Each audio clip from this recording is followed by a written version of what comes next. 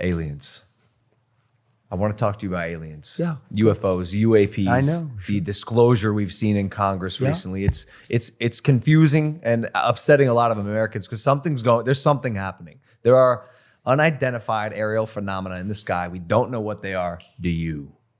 So it's such a question I do get a lot, and it's such an interesting question. I've met with pilots that look just like you, actually. Okay, they have more of a crew cut. Okay, they look like him and they look like you. Some of them look like you, A little fatter. but these are perfect people. Okay. And they're not crazy. conspiratorial. They're not crazy. Yeah. And they tell me stories that they've seen things that you wouldn't believe. These are not people that you would say, "Gee, no way. oh, that's No okay." way. President of the United States. But I said, was who your is phone it? That's silent? Joe Biden wanting to do an interview. So I've met with pilots like beautiful Tom Cruise, but taller. Yeah. Okay, handsome, perfect people. Sir, there was something there that was round in form and going like 4 times faster than my super jet fighter plane. And I look at these guys, and they really mean it. Yeah. And am I a believer? No, I can't say I am. But I have met with people that are serious people that say there's some really strange things that they see flying around out there. And, if you go to Nevada and you look at that little section of where they go to look at the aliens, where they think all the aliens are landing, that, it's I think it's maybe the number 1 tourist attraction in the United States. Roswell? Yeah. Yeah. Roswell. I think it's the number 1. It's the lines of people waiting. You have no idea how many times I'm asked that question. But don't you have access to that information? I have access, and I speak to people about it. I've had actually meetings on it, and they will tell you there's something going on. When they say things are going 4 times faster than my beautiful top-of-the-line airplane that goes, real fast. With no identifiable propulsion Mach system. 2, Yeah. right? These things are creating their own gravity fields, allegedly. Well, they have people that are very smart and very solid have said they believe there is something out there. And, it makes sense that there could be. I've never been convinced, even despite that. I just, for some reason, it's not my thing. But a lot of people believe that it's true. A lot of very good, solid people believe it's true. What? And you I know have- there are illegal aliens out there, but those are the ones that come through the border. We have plenty of them. Those are the ones I know. When you say aliens, I say, are they illegal aliens? These might be illegal, but we don't want to test them. Yeah. Because if they can go 4 times faster, we're not going to test them. So it's an interesting question. Yeah, for sure. I have to ask this because you love sports almost as I do, especially boxing. Yeah, I do. I love it.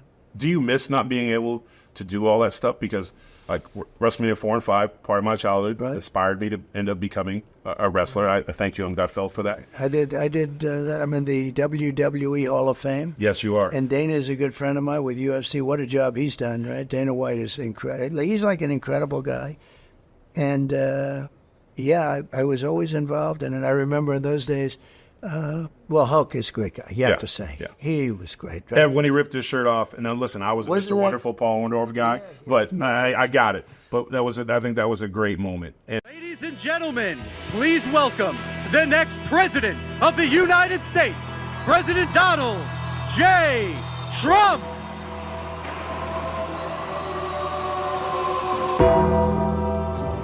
All right, everyone, November 5th, Election Mania. The choice is yours. You can go with President Trump, Kane, and The Undertaker, or you can take Kamala Harris, Dave Bautista, and Tim Walz. Choose wisely. The nation depends on it.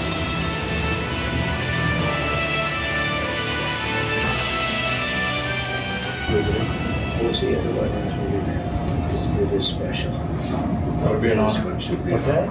I'll see you, sir.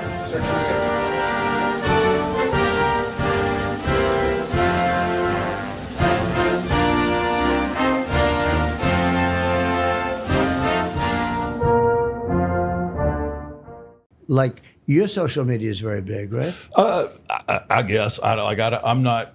You're not into it. Is my social media? It's pretty big. Yeah. Okay. All right. It's doing Who's so. the biggest on social media? The Rock. Oh, The Rock is Dwayne Johnson. You is- know, he was great. I never thought he liked me. And I felt badly because I think he's a terrific guy. And then Dana White said, when I was shot, took a shot to the ear. You may have heard about it. Yeah. I was going to ask you I about it. heard some Actually. rumblings about this. Yes. Rock called Dana and said, I want to have his number. I want to have his number. What he did is sort of incredible. He considered it bravery. I don't know. To me, I considered it like, what's going on here? But it was very nice, actually, The Rock. So you might mention that I said that. Do you speak to him? at all? Occasionally, I saw him. Yeah. I saw him in No, it was April. very good. I was going to ask Well, you. he's doing great, right? Yeah, he's a workaholic. There's no dust settles on him. Yeah. He's got his hands in a lot of different things. So let's be direct, let's be honest. There was a time that you used your fame, and it was a time that not everybody was happy. And that was a few years ago. That's right. And you made a very big point. You said, I've never done this before. I've never endorsed a political candidate. That's and right. you endorsed Kamala Harris and Joe Biden. And I'm being real with you, and you're being real with me. Sure. A lot of people on Fox watching us, you and I talk right now, remember that and wonder about that. So how do you feel now in retrospect with that endorsement? In what way? Are you happy that you made that endorsement in 2020? Are you happy with the state of America? Am I happy with the state of America right now? Well, that answer is no. Do I believe we're going to get better? I believe in that. I'm an optimistic guy, and I believe we can get better. The endorsement that I made years ago with Biden was one I thought was the best decision for me at that time. And I thought back then, when we talk about, hey, I'm in this position where I have some influence, and it's my job then. I felt like that then. It's my job now to exercise my influence and share with this is who I'm going to endorse. Am I going to do that again this year? That answer is no. I'm not going to do that, because what I realized, and I didn't realize it back then, Will, but I realize it today. And back then, just like I am today, very lucky, I was then the most followed American man in the world, and I am today the most followed American man in the world, and I appreciate that. But I also realized that what that caused back then was something that tears me up in my guts back then and now, which is division. And that got me. And I didn't realize it then. I just thought, hey, our country feels like there's a lot of unrest. It feels like I would like things to calm down. Maybe we need a change. This is what I'm going to do, and this is who I'm going to endorse.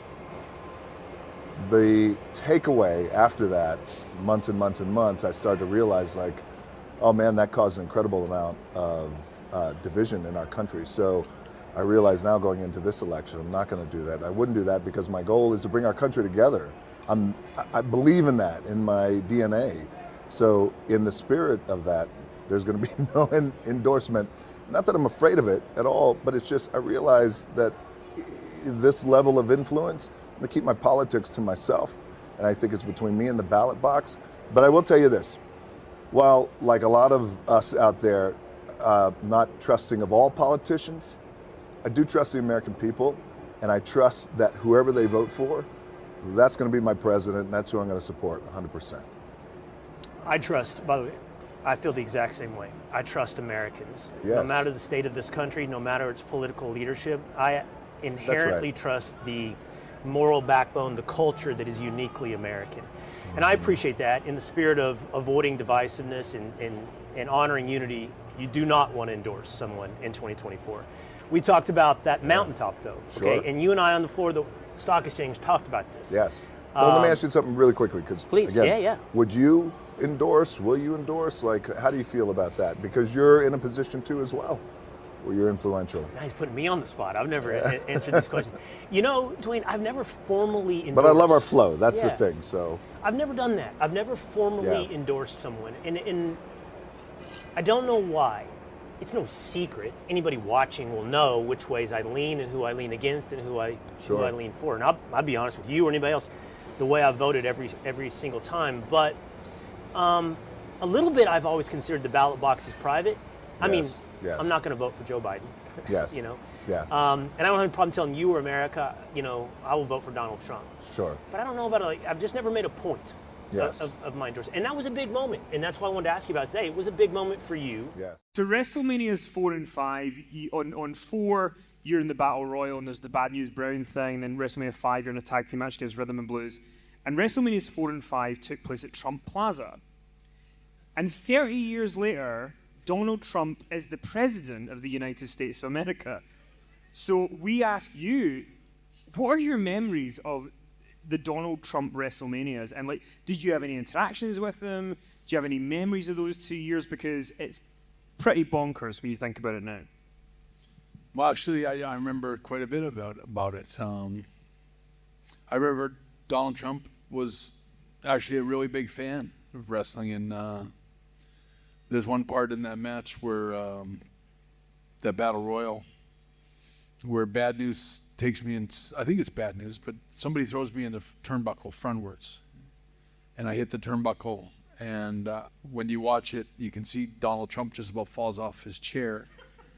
And I know that it kind of impressed him. I think Donald Trump was enough of a fan that when I took a good front turnbuckle, it stood out in his mind, because I remember meeting him in the back at the end of the show, and he treated me really well.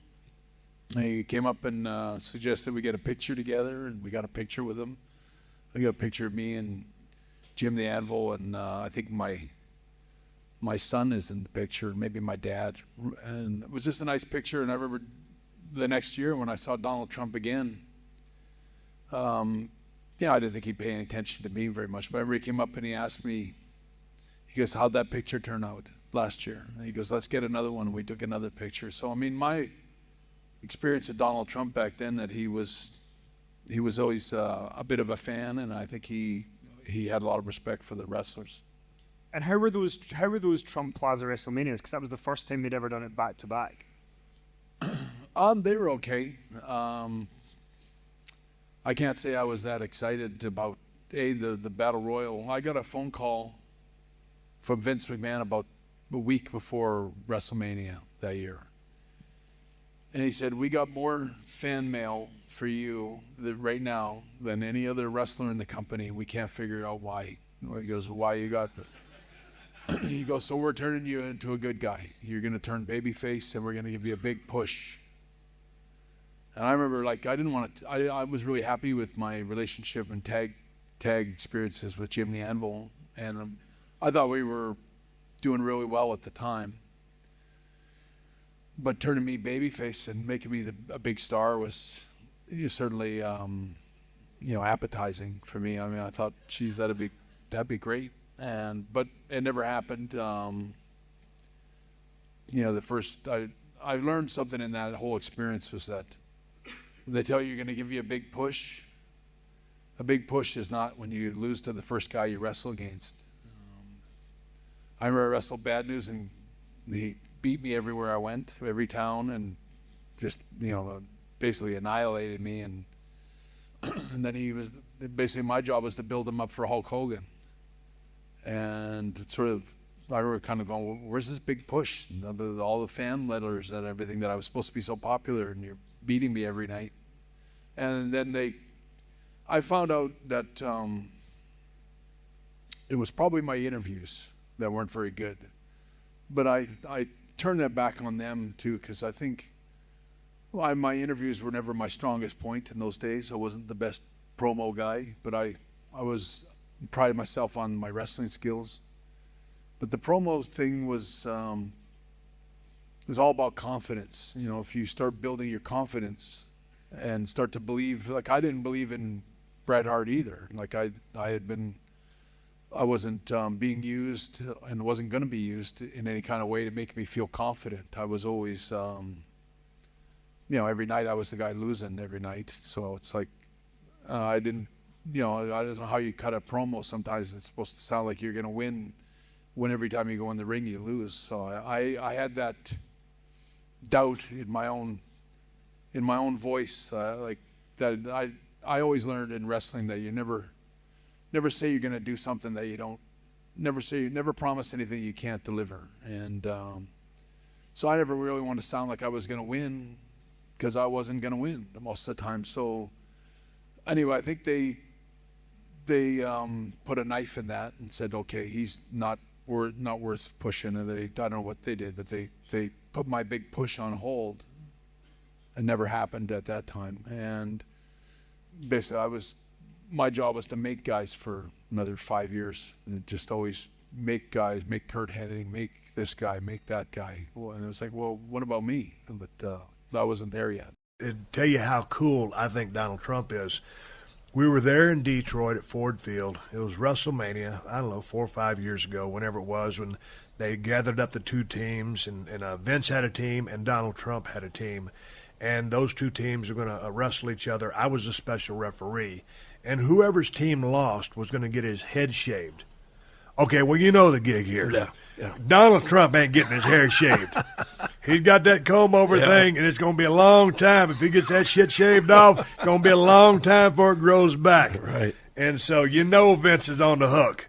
So anyway, we do the deal. And the thing about the match was, Teddy, we're at Ford Field, and that Ford Field seats about 90,000 people. It's gigantic. It's a huge indoor stadium. But what happens when you're in a 20 by 20 ring there, and the crowd's a little far back, the sound doesn't really travel to the ring. It just kind of escapes up into no man's land, and you can't hear it. So we were out there working, and I was calling the match, but I'm listening to the crowd because I know if we need to shift gears, we need to do something else. But the bottom dropped out of that because we couldn't hear shit. And we're all in there, and I'm kind of giving Vince a gimmick look, and he's looking at me. We thought we lost the people. Well, when you watch it back on pay-per-view, I mean, the people were with everything that was going on. We just couldn't hear it. Right. So now what they do when they're working in a big arena like that is they'll put some monitor speakers and point those back towards the ring, like a rock and roll band does, so you can hear the feedback or hear yourself, hear what's going on. And if you hear that crowd, it helps you make your decisions. Right. So anyway, there we were in the middle of a 8-man clusterfuck. And Vince's team lost the gig, counted 3, and it was time to shave his head. And so we did that, and we were just kind of going over, the brass tacks of the business, and then we're going to go back and, have the event.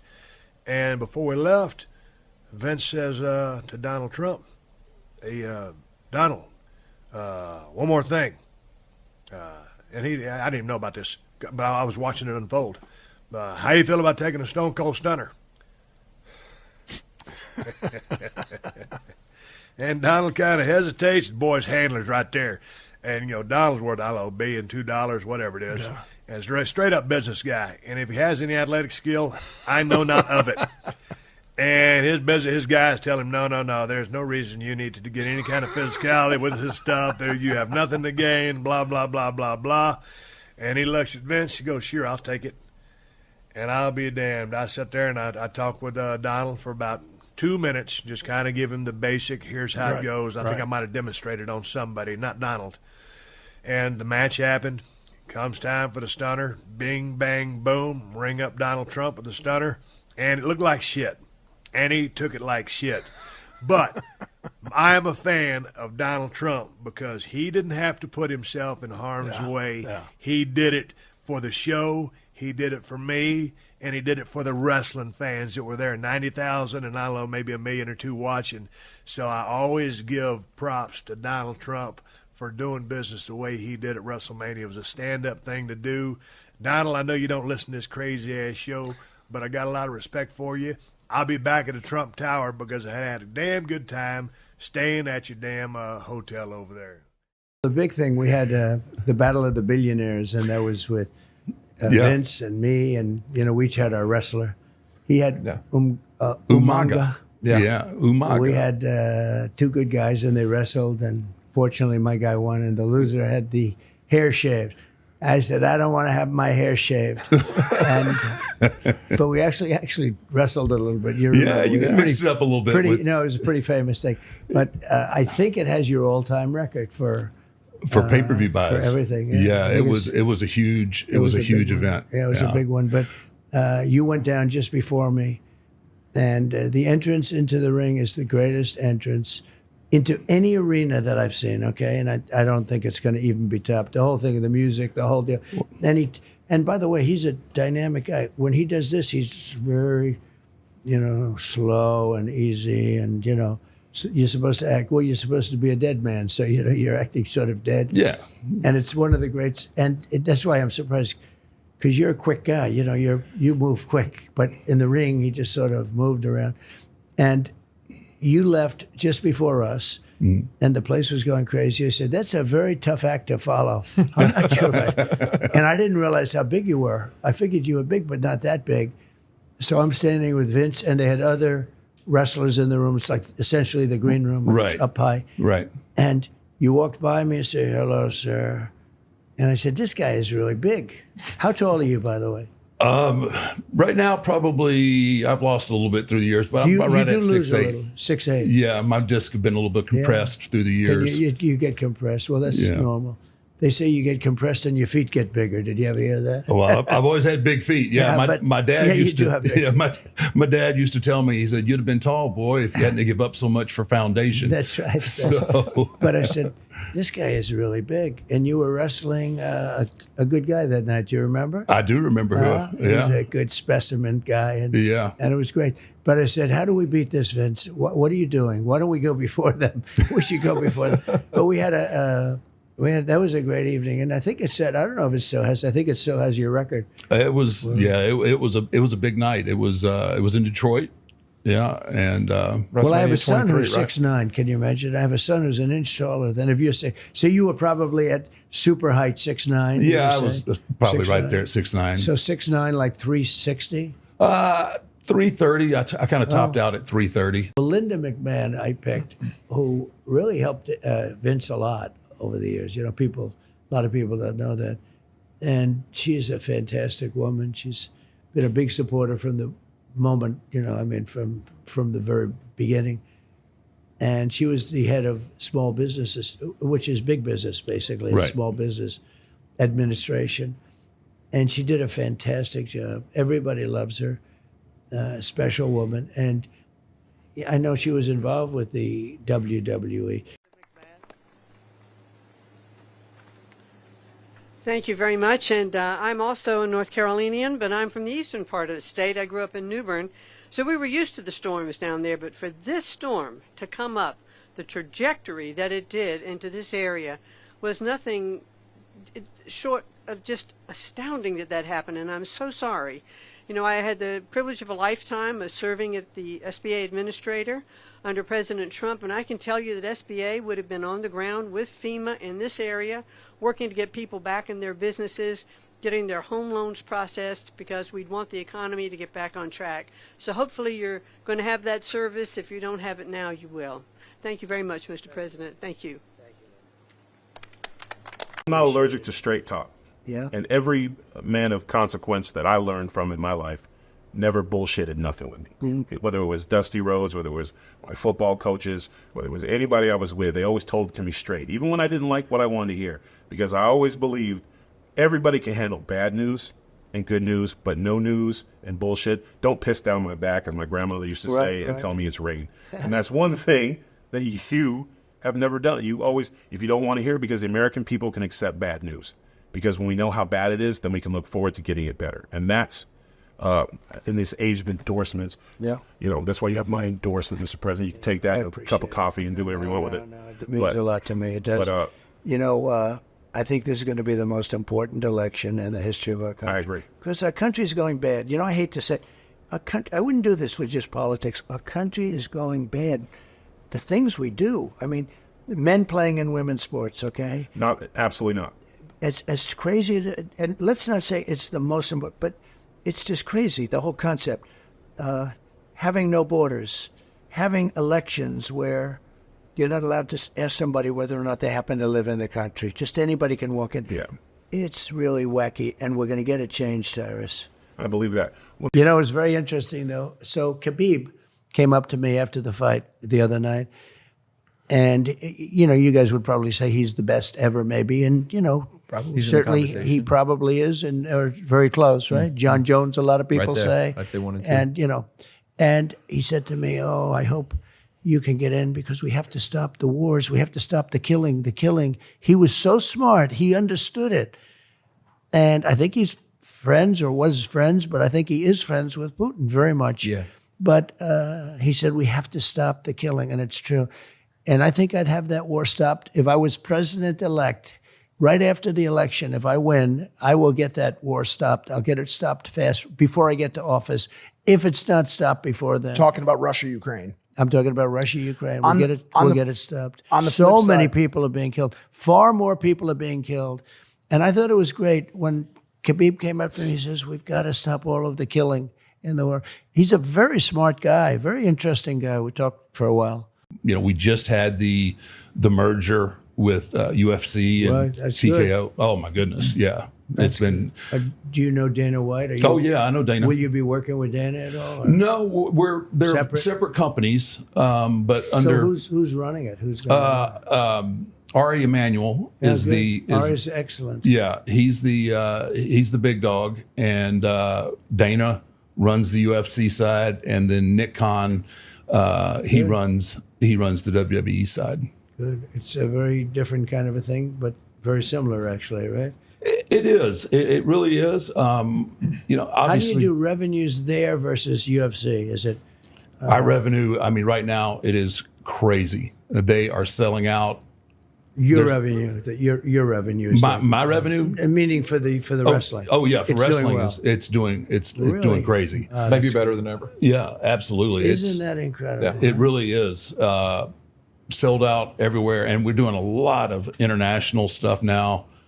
Merchandise. So does that compare with UFC then in terms of revenue? I don't really. I don't know their numbers very well, but I know that the stock is doing really well, and the company as a whole is doing really well. It outperforms everyone on social media as well.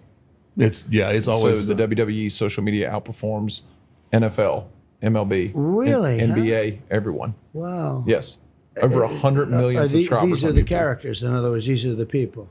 Ladies and gentlemen, please welcome to the stage Mayor of Knox County, Tennessee, Glenn Jacobs.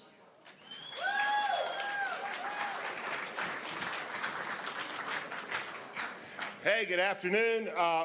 Just a little bit about myself. I actually grew up near Hannibal, Missouri. I graduated from Truman State University. It's 2.5 hours south of Keokuk.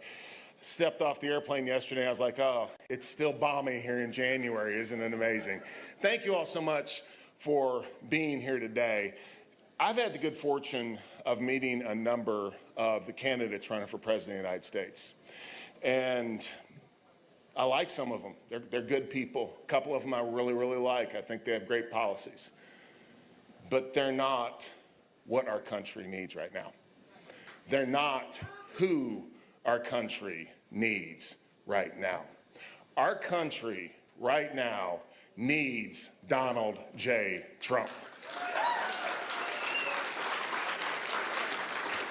And for me, it comes down to two things.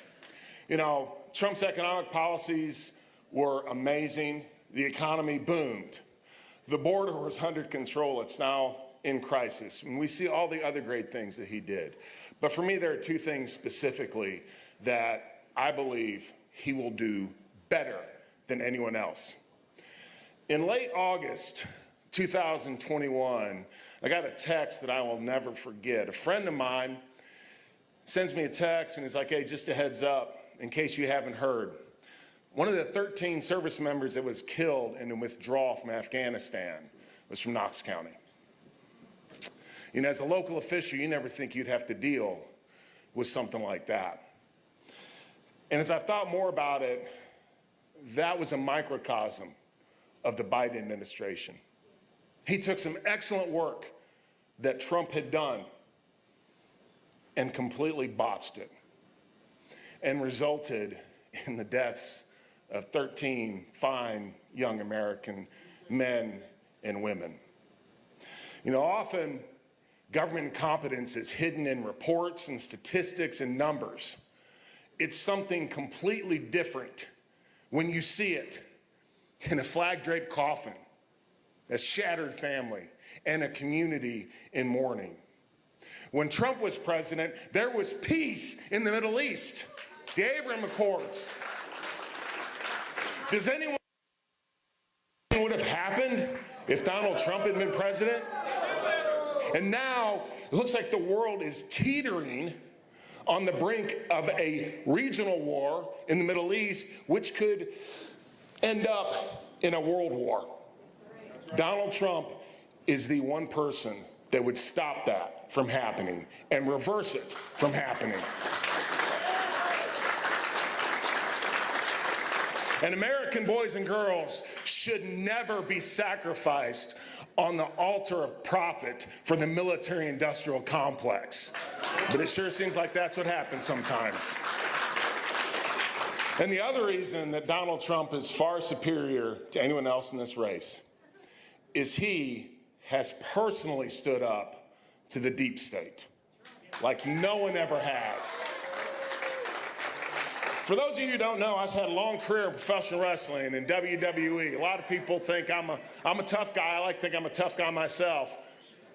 But if I'd been what he'd been through, been indicted multiple times, I probably would have been like, you know, Mar-a-Lago's really nice this time of year.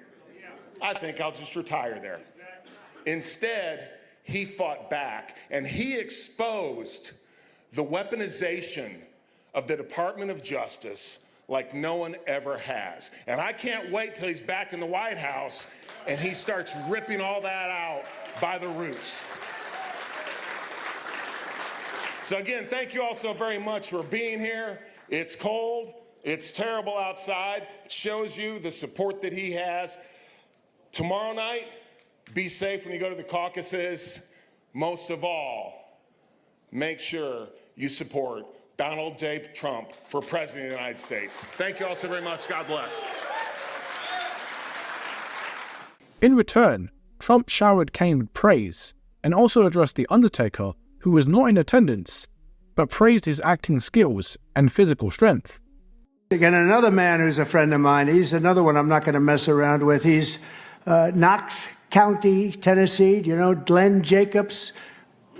Goes by the name of Kane. Kane. Where is Kane?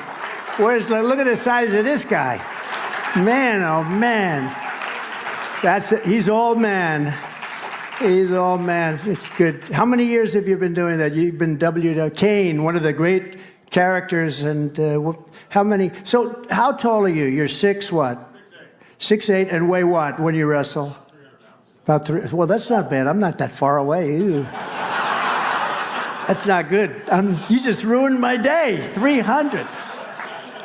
Well, all I know is, I guess there's a little acting involved, but when I see these guys, some of them like The Undertaker, right?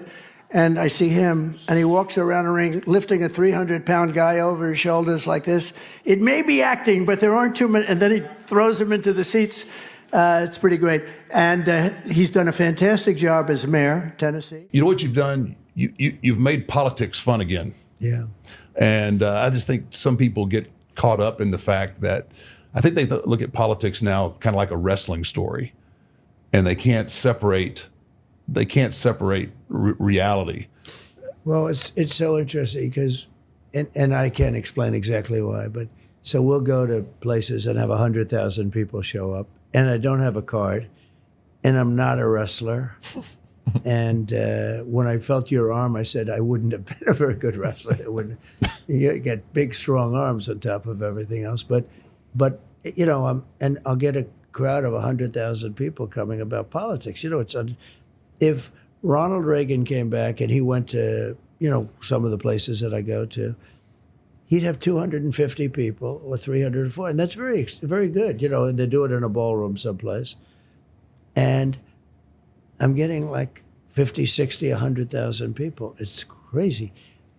And it's like a love of the country because, it's hope. It's something going on. It's something very amazing. So now we're in the middle of the election period. I mean, it's actually started. The voting actually started after 4 years.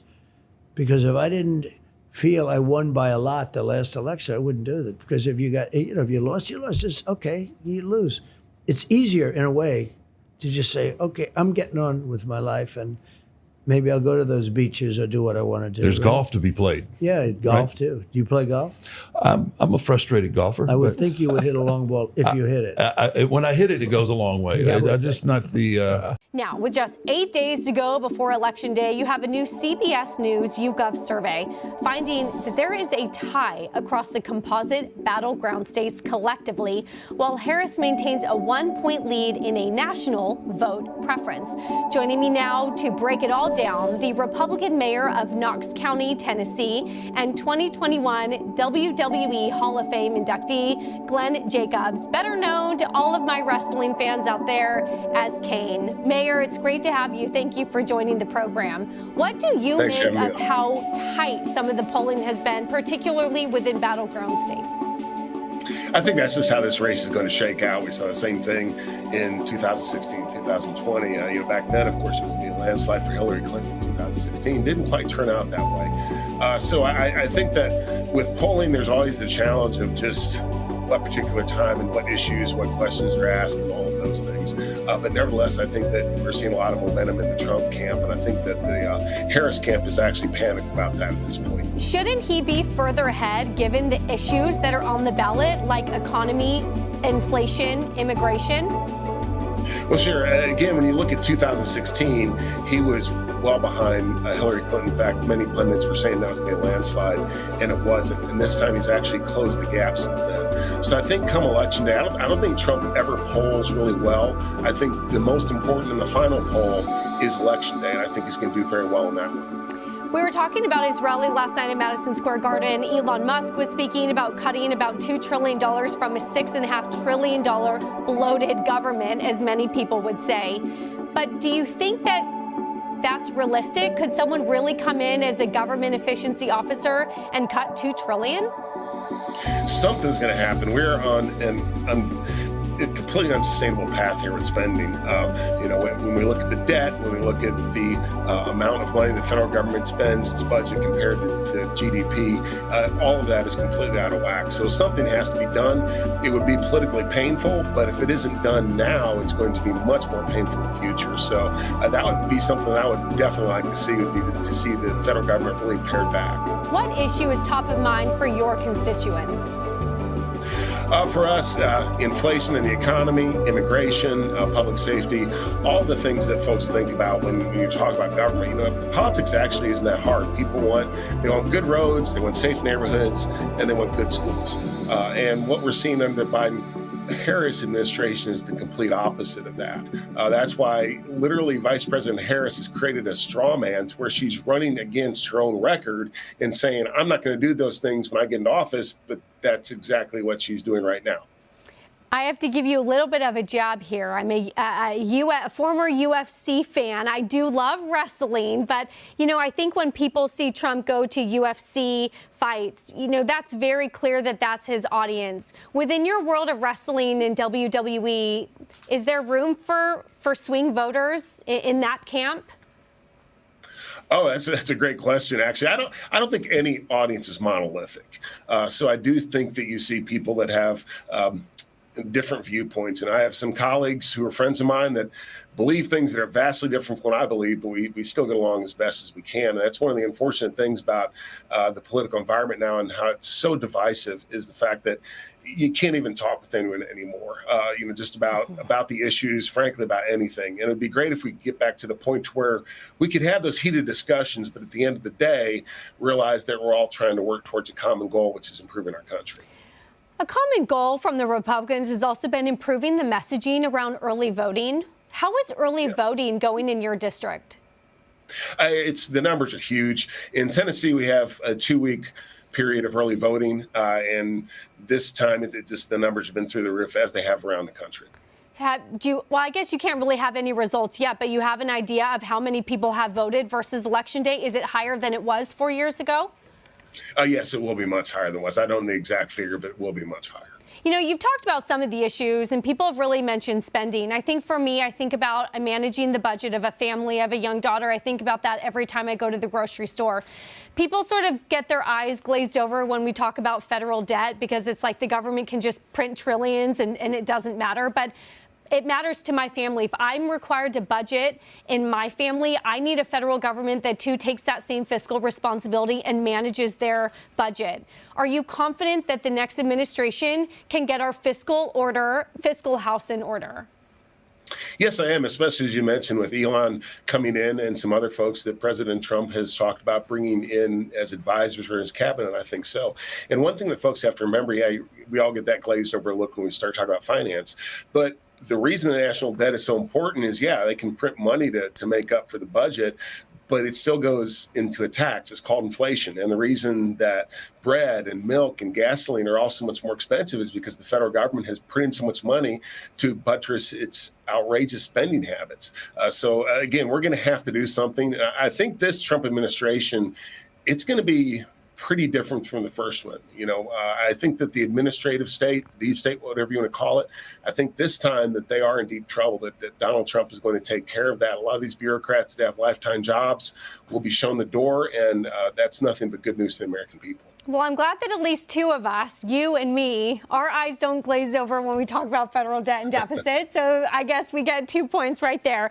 I wanted to end on a topic we were just coming off from a previous conversation about building nuclear sites to power AI. We know that solar and wind is great, but it doesn't reliably power AI and the desperate, power needs that we need in the future. For your county, in your state of Tennessee, what are you guys doing to invest in nuclear and make sure that you can be an AI hub for businesses? Well, here in Tennessee, in East Tennessee, we have a huge advantage. We have the Oak Ridge National Laboratory, which was part of the Manhattan Project. And then, of course, the offspring of that was nuclear power. The first light bulb lit using nuclear power, using electricity generated from a nuclear power plant, was right in Oak Ridge, Tennessee, which is about 30 miles down the road. And since then, they've just kept up that great research pedigree that they've had since the 1940s.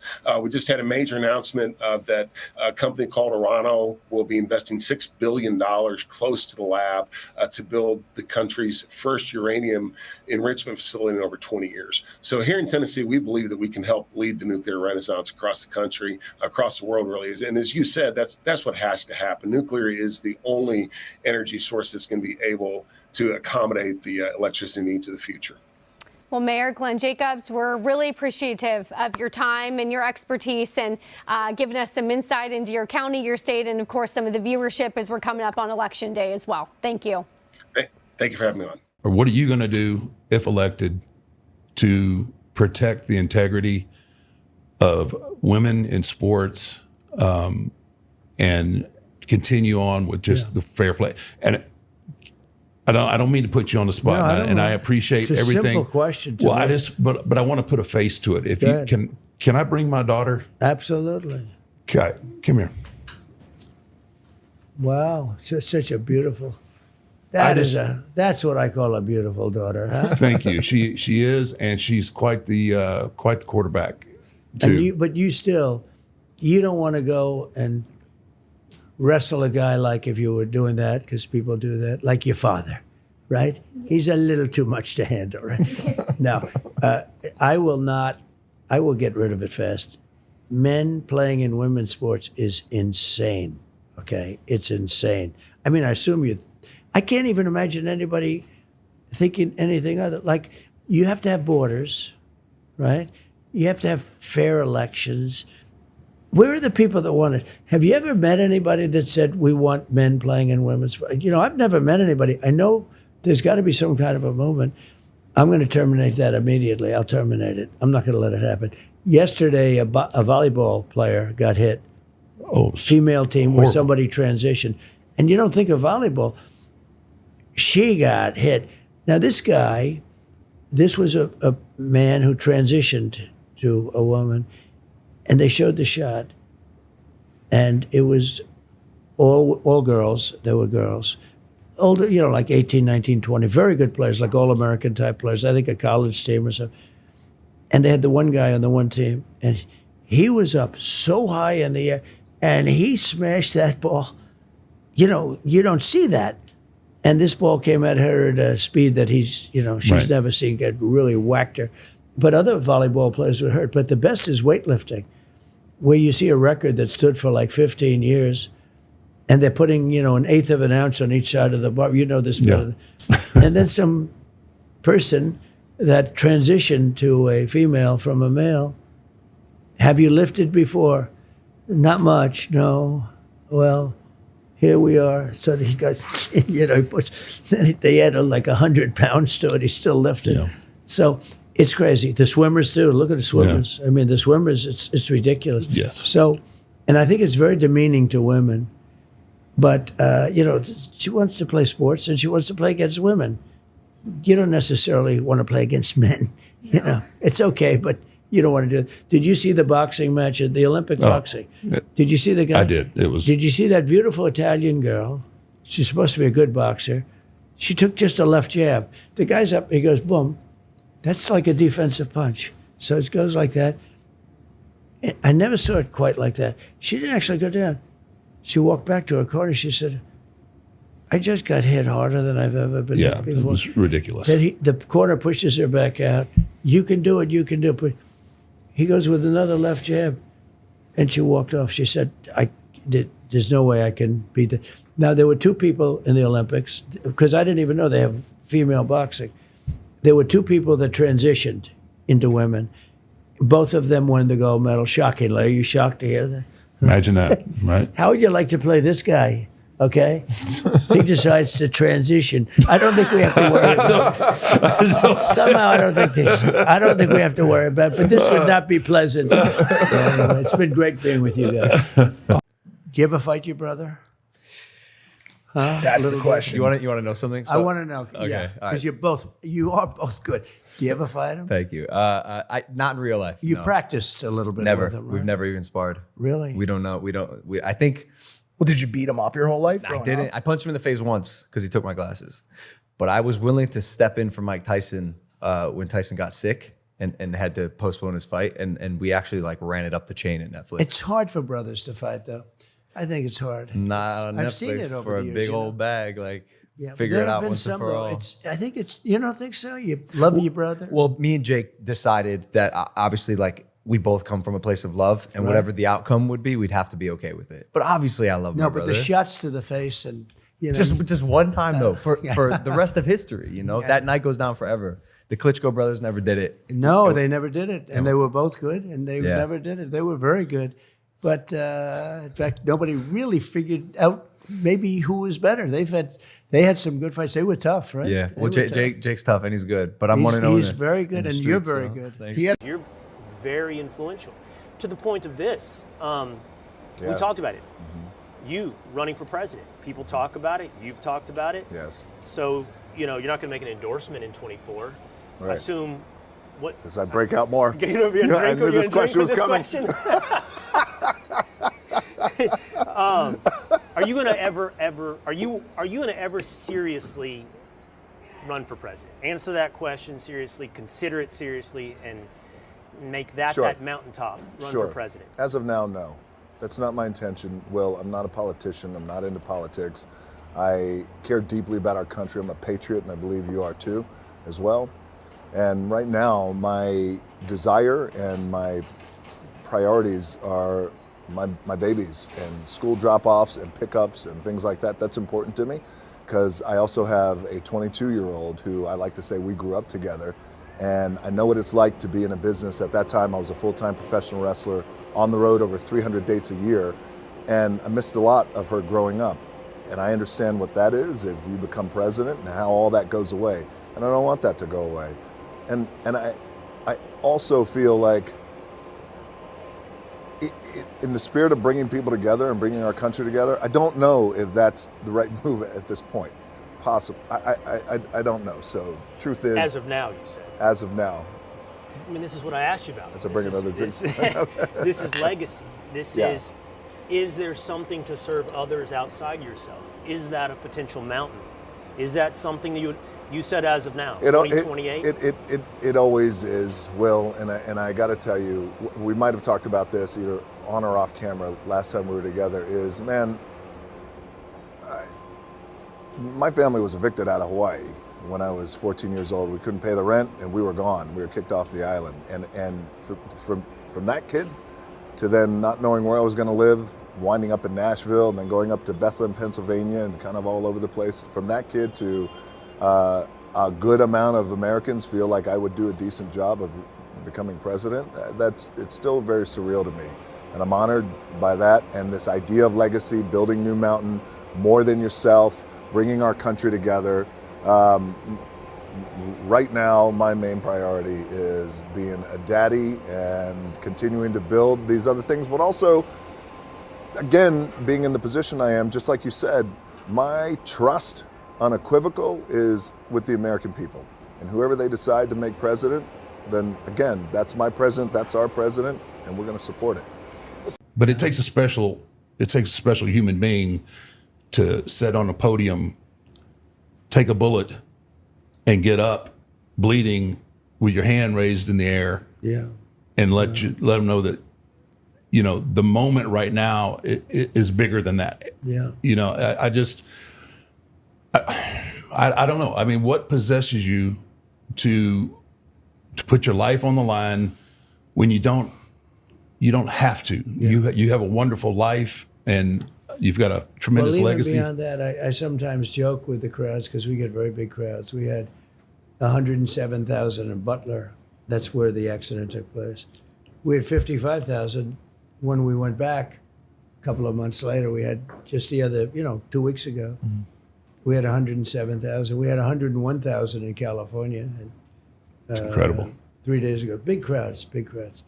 And, abnormally big because no politician ever had these crowds. I don't even know what it is exactly. I can't explain it. Why am I getting, it's like, why? But I sometimes say, I don't have to be here with you. I could be in Monte Carlo and the beaches. I could have everything. I don't need this. But I'd rather be in Butler, Pennsylvania with you, And it's true, actually. Because, look, I have a lot of wealthy friends, and they go to these places, and, most of them are unhappy and all that stuff. But, I feel I have a purpose, and that's to rebuild our country. This country is doing so badly. The border, I mean, I don't know what your politics are or is, but your politics, just common sense.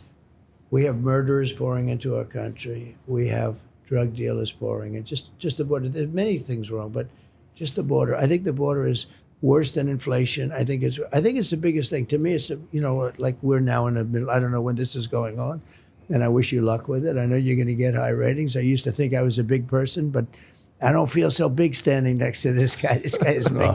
Well, but my son would feel better, although he's not quite as wide as you, I will say. He'll grow into it. He will be. Yeah. He will be someday. But I feel I have an obligation to do this. I had 4 great years. We had the best economy we've ever had as a country.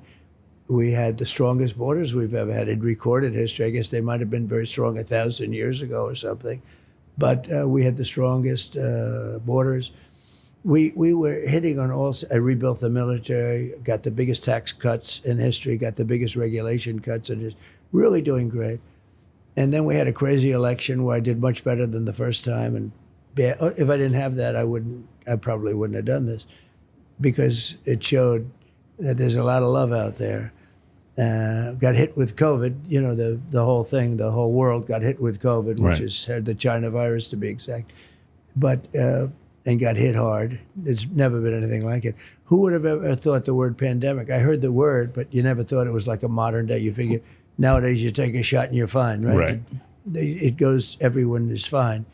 But we had it's an ancient form of a disease. In 2017, it killed 100 million people.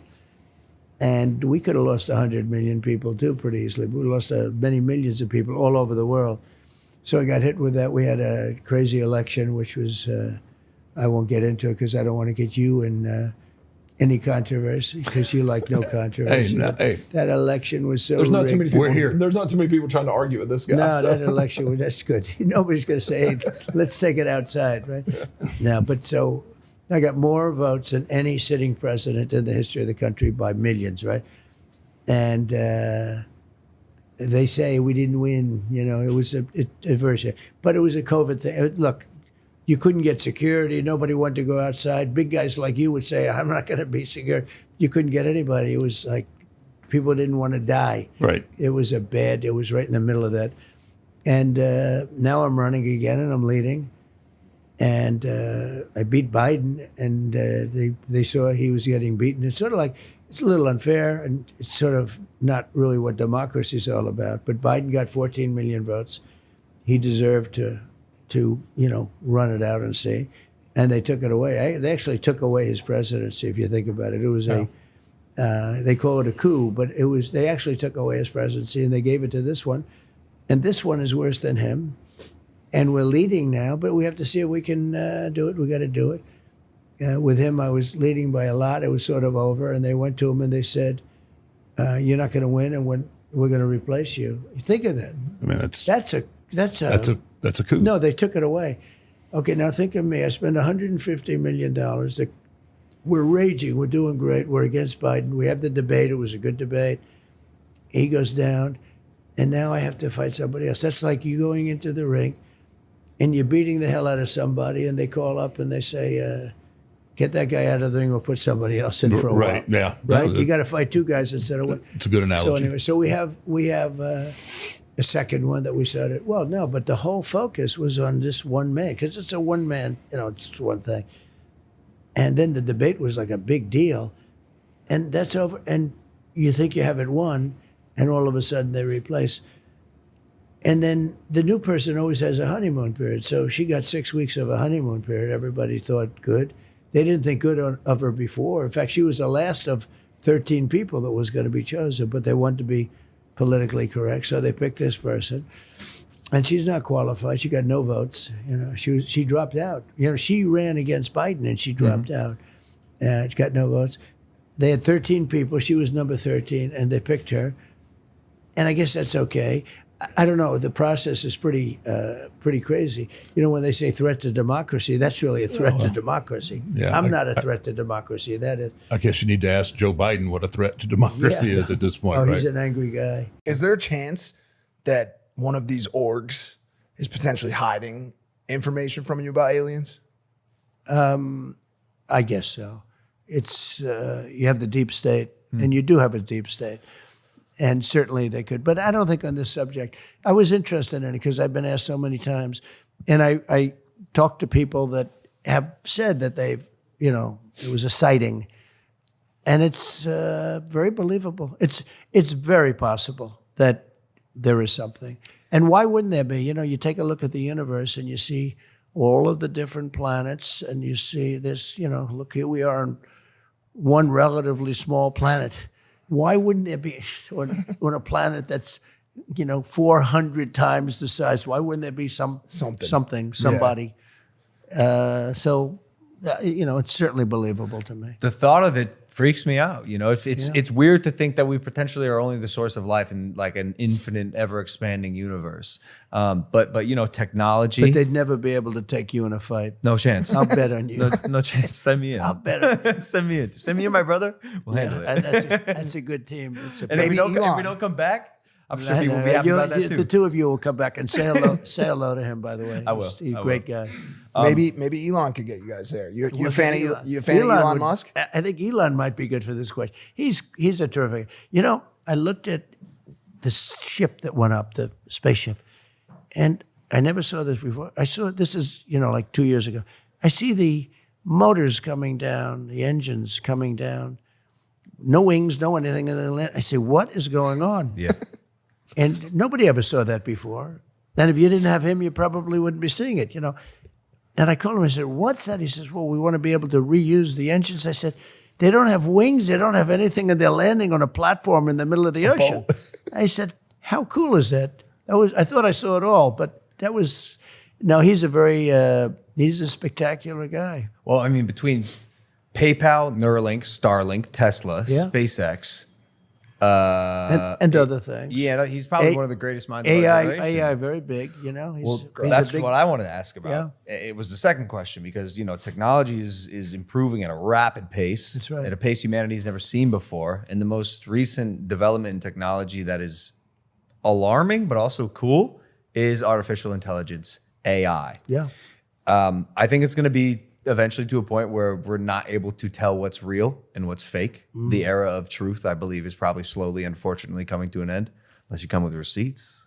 What do you think the government's role in enabling, protecting, or governing AI should be in general? Should this superpower become what we believe it probably will be? Well, it is a superpower, and you want to be right at the beginning of it, but it is very disconcerting. I said, you used the word alarming. It is alarming when I saw a picture of me promoting a product, and I could not tell. The voice was perfect. The lips moved perfectly with every word. The way you couldn't, if you were a lip reader, you'd say it's absolutely perfect.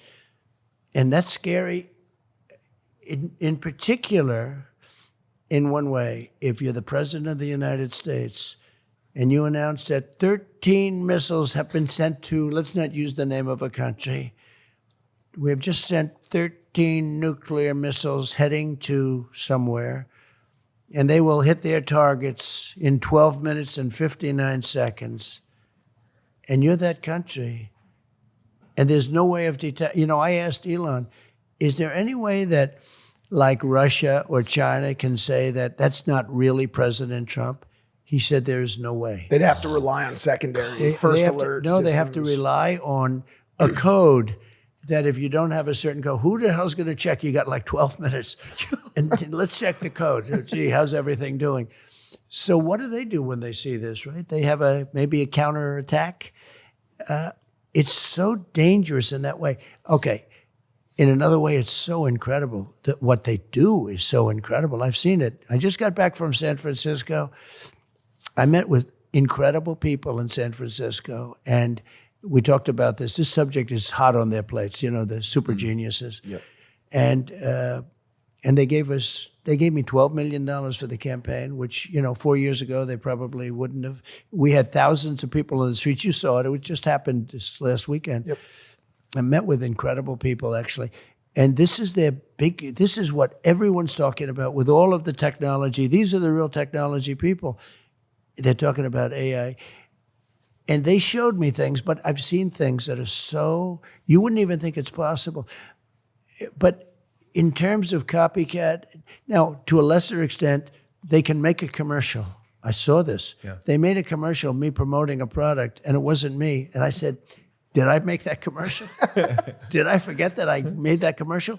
It is so unbelievable. So it brings with it difficulty, but we have to be at the forefront. It's going to happen. And if it's going to happen, we have to take the lead over China. China is the primary threat in terms of that. And what they need more than anything else is electricity. They have to have electricity, massive amounts of electricity. I don't know if you know that. In order to do these, essentially it's a plant. And the electricity needs are greater than anything we've ever needed before to do AI at the highest level.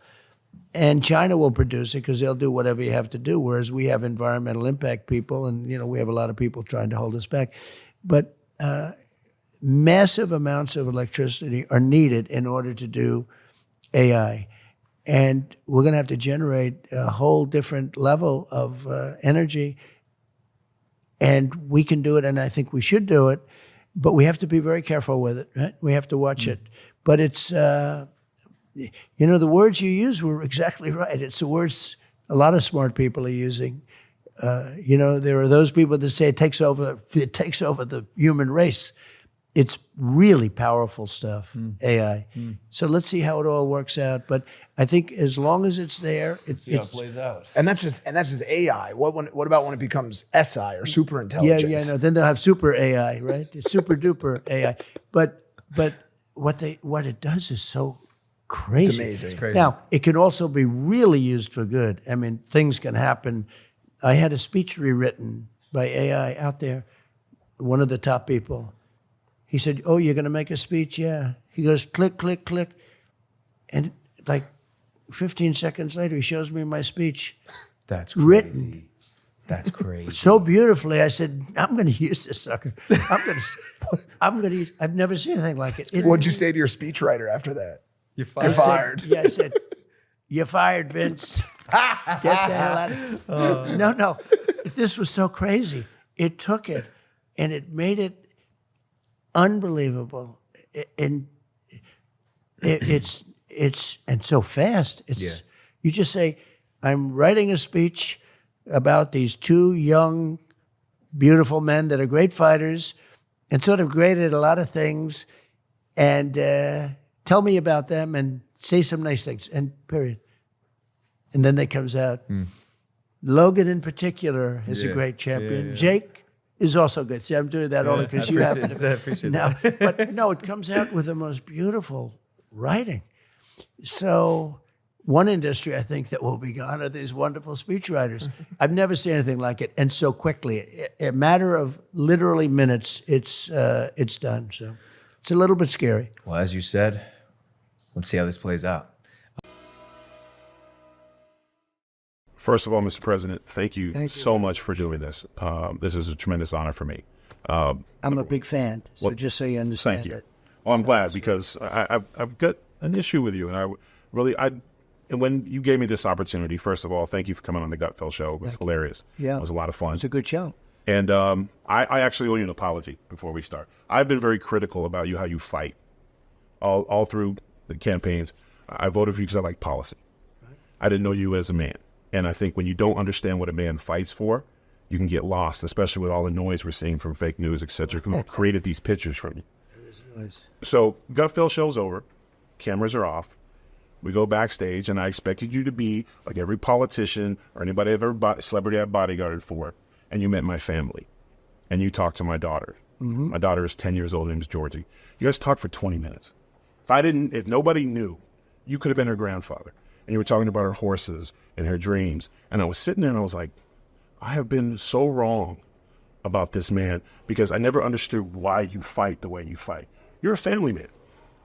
I am. Well, I am. You're a father. And your daughter's a gorgeous, really, and your wife, the whole thing. I mean, you have got some setup, I'll tell you.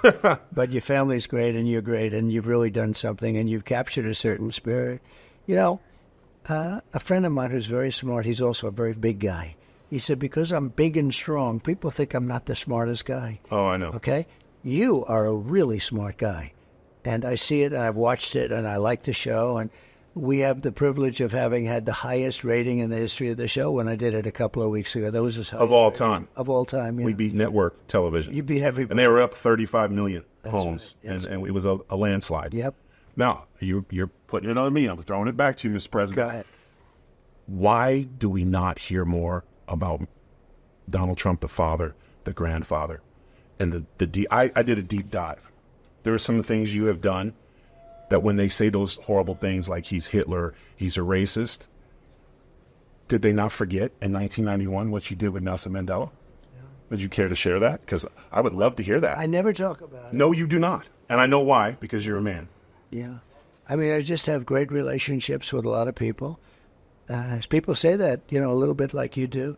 I don't think it's a narrative the press likes. Maybe it's not even a narrative that I should have. We have to protect our country, and maybe we should let the other side. I don't even call them the enemy. I think we have more of an enemy from within than we do from outside. You know, if you have a smart president, they talk about China and Russia and everything else. If you have a smart president, they're not going to be the problem. We have a bigger problem from within, and they hate it. I noticed today they were saying, he said the enemy from within. Of course, it's Adam Schiff. These are bad people. These are sick people and bad people, and it's true. But I think it's a narrative that they don't like, frankly. I think the fake news, a term I think I came up with. I'm very proud. Oh, you did. You coined it. It's not you tough. Should probably trademarked it, but you know, I'm not going to. Yeah, I should trade. I'm not going to give you business tips. But you know, it's funny because it's a great term, but it's actually not strong enough because it's beyond fake. It's really bad. Nelson Mandela and 80 of his constituents were trying to come to the United States. Yeah. The United States government wasn't helping him. No one was helping him. You chartered a 727 plane for their entire trip. Yeah. How is somebody, and it's crazy because you can talk about anything, and why is it hard for you to talk about the things you've done? It runs in your family. Your father helped build a synagogue. I mean, why do we not know those things? It's something that I've never, I love doing it. I don't need praise for it. I don't, we all like a certain level of praise, but I've never, I just like helping people. I help a lot of people, and I enjoy doing it, and I never talk about it. It's nice that you bring it up. I also think it's not a narrative that the press likes talking about, for me. But I think it would help a lot of the American people who have been misled, I myself included. Now, listen, I'm voting for you now because of the man you are, not just because of the policies, because not every American will get the opportunity that I had to saw who you were backstage.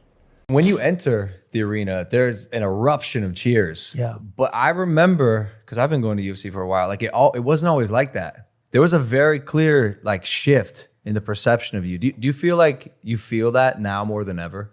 I don't know. You know, I've done it in Vegas, Miami. I do it with Dana. Dana wants me to do that, and I do it. And it is an eruption. He said like he's never heard before. They actually stopped a fight. One of the fighters, we're walking out and there's a fight going on, and these guys are really going at it, and they heard this crazy sound, and they stopped the fight. They both stopped fighting. They're looking over what happened. They probably thought bad things were happening to the arena. But no, it's been great, and he is just somebody you have to really respect. I imagine you guys do, but he gets these fighters from all over the world, and they are some really talented people, and I have respect for fighters. When you can take 200 shots to the face and then look forward to the second round. Yes. It's interesting. A lot of wrestlers want to do the UFC thing, but they can't take the shots because they're wrestlers. I've been with a lot of them, and because at the White House we honor the national champion wrestlers and tennis players and sort of everything. We have these, but speaking to the wrestlers, some of them, there's somebody named Bo Nickel who I think is going to be great. He's a fighter. Fantastic. He was a All-American, I think probably 4 years. I'm not even sure. He went to Penn State, and he's phenomenal as a fighter, and you'll be watching him. But he doesn't mind. If he gets hit, he doesn't mind. Some people don't want that. What do you weigh now? I'm probably 305 right now. Wow. Yeah. That's not bad, right? No, it's easier. I'm trying not to replace any more joints. So as a wrestler, you really lose a lot of joints, don't you? You really have. Yeah. I mean, the body's not made to take that on and then, most people don't realize the schedule that we kept back then too, which was on the road over 200 days a year, and that's in the ring. So how do I've always wondered, because it's whether it's fun or entertainment, or you're still getting slammed around, right? Yeah, does that ring take great absorption? In other words, well, it's funny that when Vince started getting in the ring and mixing it up a little bit, the rings got a little bit softer. Yeah, right. Before that, it would be just like taking a fall on this floor. I mean, they were really hard. Well, how did you do that? So that was That's a. Yeah, it's a crazy thing, and you just condition your body to it where you don't even, after you do it so much, you just don't even think about it. How often did it, I mean, I know you're supposed to interview me, but I find it very interesting. How often did it happen where somebody gets really angry? In other words, you hit a guy accidentally the wrong way or something, and he's had it. And these are tough guys to start off with, they're not babies. How often did it happen where you're fighting somebody and you made a mistake and he gets angry and he really goes at you? Yeah, back in the day, so I started with Vince in 1990, but before that, in the late 80s and stuff like that, guys were really salty, and they didn't take too many. You're supposed to be a professional, and usually guys would. You think, well, if he hit me like that, then it's for a reason. So you'd they'd mix it up in the ring for a little bit, and then they'd get back in the locker room. And what would happen? The guys would run into the ring and stop it, right? I was told when you had a lot of guys running into the ring, that usually meant that there was a problem. Usually, when that happens, it's part of the show. When guys are actually what stops somebody from going nuts and really. Really starting a real fight. Yeah, probably losing their job. Yeah, I mean, you have to, what we do is hard enough, but if you go in there and start taking liberties with somebody and are starting trouble and having fights, you're not going to be around long. I mean, you have to have a cohesive unit of guys. You don't have to like each other. I think it's like politics. You don't have to like each other, but you have to be professional enough to work with each other. Did you like some of these guys a lot, or not really? Yes, no. A lot of the guys I'm really close with, and then there's some guys that I don't care much for, but it's it's kind of like the way I wish politics would get back to. Yeah. I may not agree with you, but I can share a dressing room with you. I can shake your hand, and we can do business. And that's how it is. There's some guys that you kind of naturally you gravitate towards and become friends with. And I had a group of guys that we So ran. how many years have you done it? So I had a in-ring career of right at 34, 35 years. I mean, that's amazing. And you're still in one piece. Right? I'm in one piece. I got some new parts. I got some new knees. I got Does new every hips. wrestler end up essentially having to get new parts? At some point, usually, you're going to have something that needs to be replaced. There's very few guys that get out unscathed, and that's. You ever get hurt so badly that you basically can't continue the match, and you got to be like literally helped out and carried out? It happens. It happens, and it's just part of what most people don't realize, Mr. President, is that although we're entertainment, but in any given match, you're 2 inches away from something really catastrophic happening. Absolutely. And then when you figure the amount of dates per year that you work, I mean, that really goes up exponentially. The risk factor. So you'd work 200 days a year. I had an 8-year stretch where I averaged about 220 days a year. And that you can just keep going. You just kind of get in that zone. Your body kind of gets used to the trauma, and you don't feel right. Actually, if you go home for too long, you kind of get restless, and your body feels too good, and you think, I got to go back to work. That's great. Well, you had a great career. Fantastic. Well, I appreciate that. I really do. People love you. That's why. So you're very quick, and you can talk trash with the best of them. Yeah. Who was the biggest influence? Was it Don King or Muhammad Ali? Because your style is like ours. Like when you comes to talking trash, and I know you hung out with those guys. I know a lot of. I did the search. I know that you have been. It's hilarious after reading and the stuff I've saw, and I just saw a little bit. It's hard to find, but you have been a regular guy you never cared what color somebody was or who they slept with. All you cared was the content of their character and if they could do the damn job or not. They were both friends of mine. Now, Don King is still alive, you know. He's 92 years old. Yeah. He lives in Florida. He's a great guy. He endorsed me, very strongly endorsed. He said, you got to vote for Trump. And I probably spoke to him a week ago, maybe. And he was great. Very different guys. But there's nobody. Don King, each incredible. Don King, nobody like that. And Muhammad Ali, nobody like that. These were two unique people. You know, Don King was a tough cookie, too. He beat the hell out of people. Unfortunately, it cost him a lot. Yeah. But he was a tough guy. But he's a big supporter. Muhammad Ali was actually a friend of mine. I knew him pretty well. He was amazing, actually. He was amazing. And, you look at some of the fights. Sonny Liston had no chance of being beaten, and he got beaten badly twice. Oh, yeah. And then when you look at George Foreman, another really good guy, but he just had George Foreman. George Foreman at that time was bulletproof. Bulletproof. Remember when he fought 3 guys and knocked him out? I was a little young, but I remember the He fought 3 guys one night, and but the third guy, and Muhammad Ali was watching. The third guy, he was getting a lot tired, you know. What's your favorite? What was your favorite all-time big prize fight that you were at? Well, believe it or not, I was at Madison Square Garden. I think it was Ali Frazier won. Oh, so you were there.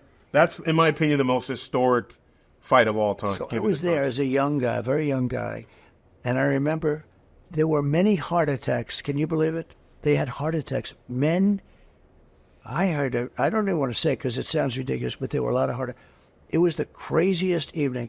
2 undefeated, legendary fighters. They were both undefeated, and it was brutal.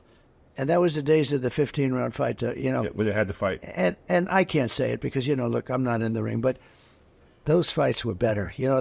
Those extra 3 rounds. Well, that was the championship rounds. They say 11 and 12. They were the championships rounds. Now, how are you dressed for that? Because it was the 70s, and it was wild, crazy. Now, you've always been kind of, never been a big fat, but was it just the suit, or did you have the jacket? I think it was just pretty normal. But I was a very young guy. Yeah. But in terms of an event, I think that was maybe the greatest event. That was the first Super Bowl. But now you have Dana White, who's done such a great job with the UFC. I don't know, the boxing, unless something happens, the boxing doesn't look the same as it did. Fighting over in Saudi Arabia is not the same thing, with all due respect. No, but it's he's done a great job with the UFC. Would you ever do the UFC stuff? Watch it? Yeah. No, from years ago. Oh, years ago? Yeah, if it was available. Can you take the shots to the face? Because a lot of I'm not going to hit in the face. I had one shot. Most of my fights were over in about 5 or 6 seconds. Well, that's good. The weird thing would be fighting one guy. Usually I had to fight 3 or 4 in clubs. But those days are behind me. I asked Dan Gable, so he was probably the greatest wrestler of that type, right? And he was fantastic. I said, would you have done well in the UFC if they had it then? And he said, no, because I would never let people hit me in the face. It's a whole different culture, frankly. Well, when you can get in the face. Wrestling background, I think, is a lot of. I think Kurt Angle would have been tremendous had he not broke his neck and stuff. But I've had a very fortunate career. Yeah, I've made some money, and more money than you ever thought possible. For sure, right? For sure. Yeah, I know. Absolutely. I know the kind of money you make because I know when you have a top event and your shows, but these events are doing fantastically. Yeah, what you've done is incredible. Yeah, I'm very blessed, and part of the reason that I believe I'm blessed is because of this country, and I think in a way I'm kind of living like the modern day American dream. I had access to a phone and could start my business and reach the entire world on this device. So, excuse me, did you guys start like separately? Me and Jake? Yes. Nah, together. Oh, you started together? Together on YouTube. And did you branch out? You each have your own thing? Well, eventually, because I went to college. Jake was still in high school. He ended up dropping out. I finished my first year. It's an amazing 2 stories, right? Yeah, for sure. Who makes more money? It depends on the year. It depends if Jake has fights. and it depends on when this sells. Right here, yeah. I think. Is that your new drink? Oh, that's good. Yeah. If you make it, I like it. Oh, thank you, Mr. President. No, it's got to be good. It's got to be. Look, something's propelling him to fight world champions to a draw, right? Yeah. We actually made this American Prime beautiful. special Wow. for this episode. It's a hydration beverage. It's doing fine, doing well. We did 1.2 billion last year. That's great. Year 2. That's fantastic. But I'm blessed to have even just be able to say that is insane. But my question is, for other young people in this country who are looking to get ahead, because for a lot of them, times are tough right now. It's very tough. What would you say to them, kids who want to pursue their own version of the American dream and try to achieve their wildest dreams and make it all come true? I would say very simply, honestly, vote for Trump. Because with Biden, you're never going to do it. This country's going to hell. Vote for Trump. We're doing great with youth. We're doing great with African Americans, with Hispanic Americans, through the roof, both of those groups, with women, with men, and with young people, we're doing very well. But I say vote for Trump. If you don't have the right guy in the lead, the country's not going to, if the country doesn't do well, it's much harder to do even what you do, okay? Even what you do. So that would be a simple message. I really mean it, actually. I heard they said, and I heard you were a fan. I don't want to say, but I heard you were like a political fan of mine, and I appreciated that. But I said he was such an incredible athlete entertainer, because it's an entertainer. You have a lot of great athletes that can't entertain. You might as well forget it in your sport, right? Yeah, there's a lot of, and that's what most people don't really grasp. I mean, you can be a great athlete and not excel. You've got to have the whole package. You have to basically, and I think you've been a master of this. You got to make people care. You got to make them care one way or another. Either they love you or they hate you. So who do you think, outside of you, who do you think was the greatest combination of athlete, entertainer, et cetera, et cetera? Who was the greatest of the couple of greatest that you've seen? My goodness, there's Stone Cold Steve Austin. Right. He was up there. You'd have to put Hulk Hogan in there, Right. and Ric Flair. Right. Those are guys that just kind of off the top of my head could captivate you with what they had to say, deliver a performance in the ring, and then now you were much too young. Haystacks Calhoun, right? Oh yeah. Right? Did you ever? You were too young. Yeah, I think a little before my time. But he weighed like 500 and something. He was a big man. He was a big man. He was a big one. Yeah. Let's see. You had a lot of beauties out there. I had my share of giants. That Vince used to feed them all to me when I first came up. Like if there was a giant, there was a monster. Right. They were coming my way first, and if I could work with them, then he would let Hogan or somebody else work. But I had to break them in. And where down we I'm scared. You guys. Oh, no way. We got gifts. Oh, nice. Sells for a lot of money, this thing. Oh, no way. Thank you, President. You got President. He split it up. Here's amazing. This is Is this your mugshot? Can you move No way. You're a gangster. This is what we're reduced to. No way. Should we put it on now? Yeah. Is that crazy? That's amazing. And it sells. Well, Elvis had one. Frank Sinatra had one. This shirt? But we've eclipsed them. A long time ago, we've eclipsed them.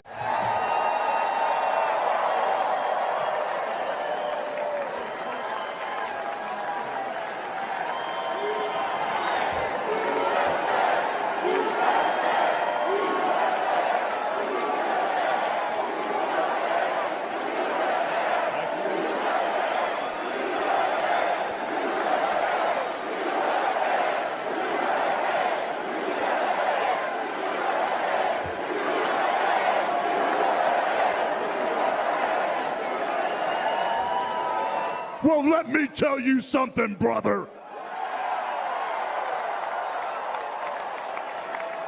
You know something? When I came here tonight, there was so much energy in this room. I felt maybe I was in Madison Square Garden getting ready to win another world title. Or maybe I thought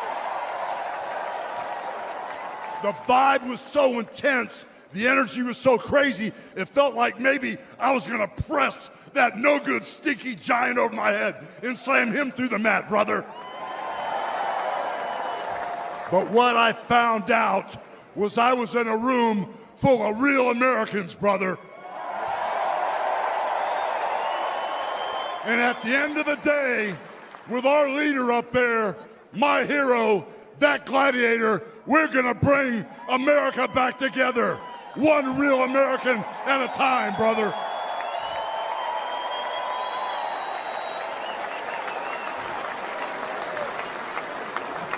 You know something? I've seen some great tag teams in my time. Hulk Hogan and, ooh yeah, the Macho Man Randy Savage. But you know something? I see the greatest tag team of my life standing upon us, getting ready to straighten this country out for all the real Americans.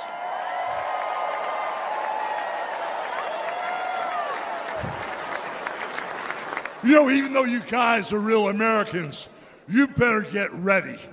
Because when Donald J. Trump becomes the President of the United States, all the real Americans are going to be nicknamed Trumpites.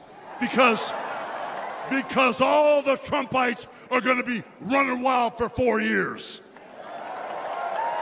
So with the power of Donald J. Trump and all the Trumpites running wild, America is going to get back on track. And like Donald J. Trump said, America is going to be great again.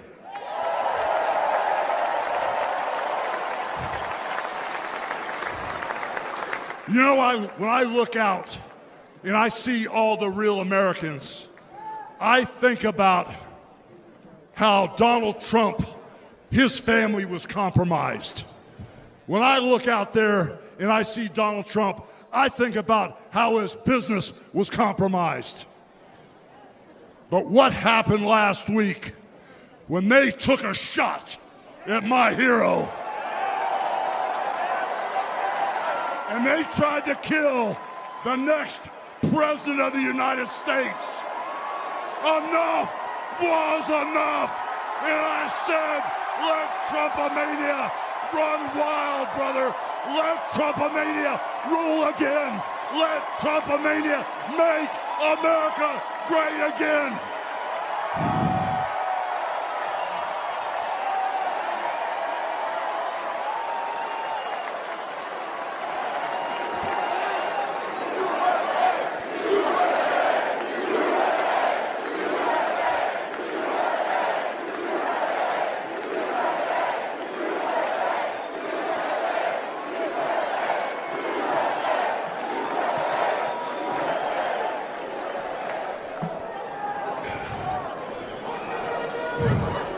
You know something, Trumpites? I didn't come here as Hulk Hogan, but I just had to give you a little taste. You know, my name is Terry Bollea.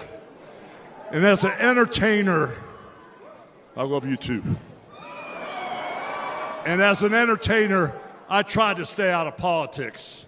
But after everything that's happened to our country over the past 4 years, and everything that happened last weekend, I can no longer stay silent.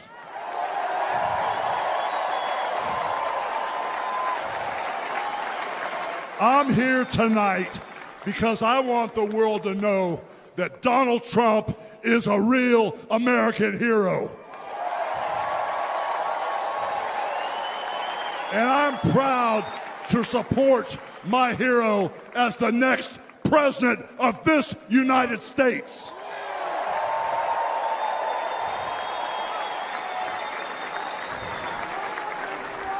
You know, guys, I've known Donald Trump for over 35 years. You know, hold on a second, hold on. I just had a flashback. Man. This is really tripping. You know, the last time I was up on stage, Donald Trump was sitting at ringside at the Trump Plaza. I was bleeding like a pig, and I won the world title right in front of Donald J. Trump.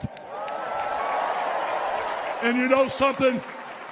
He's gonna win in November, and we're all gonna be champions again when he wins.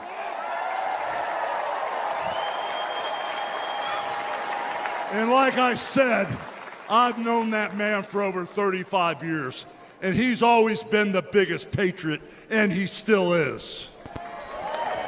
He's always told you exactly what he thought, and he still does, brother. And no matter the odds, he always finds a way to win. And when he's back in our White House, America is gonna start winning again.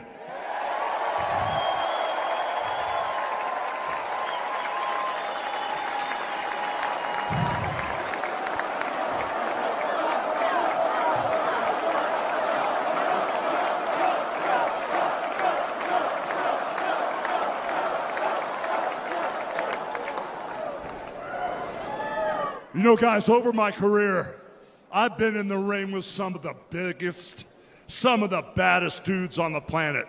And I've squared off against warriors, ooh yeah, savages. And I've even, like I said, body slammed giants in the middle of the ring. And I know tough guys. But let me tell you something, brother. Donald Trump is the toughest of them all.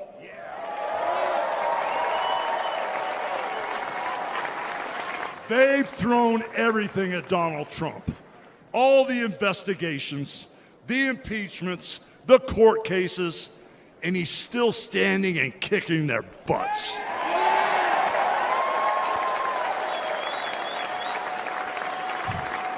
You know, we never had it better than the Trump years. Back then, we had a thriving economy. We had strong borders. We had safe streets. We had peace and respect around the world. But then we lost it all in a blink of an eye. Crime is out of control. The border is out of control. The price of food and gas and housing is out of control. And the only person who can clean this up is Donald Trump.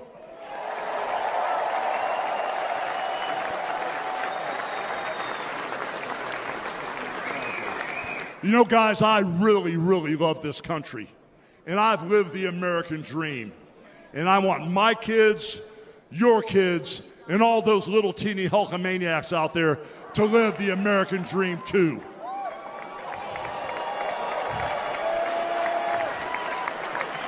This November, guys, we can save the American dream for everyone. And Donald Trump is the president who will get the job done. So all you criminals, all you lowlifes, all you scumbags, all you drug dealers, and all you crooked politicians need to answer one question, brother. What you gonna do when Donald Trump and all the Trumpomaniacs run wild on you, brother?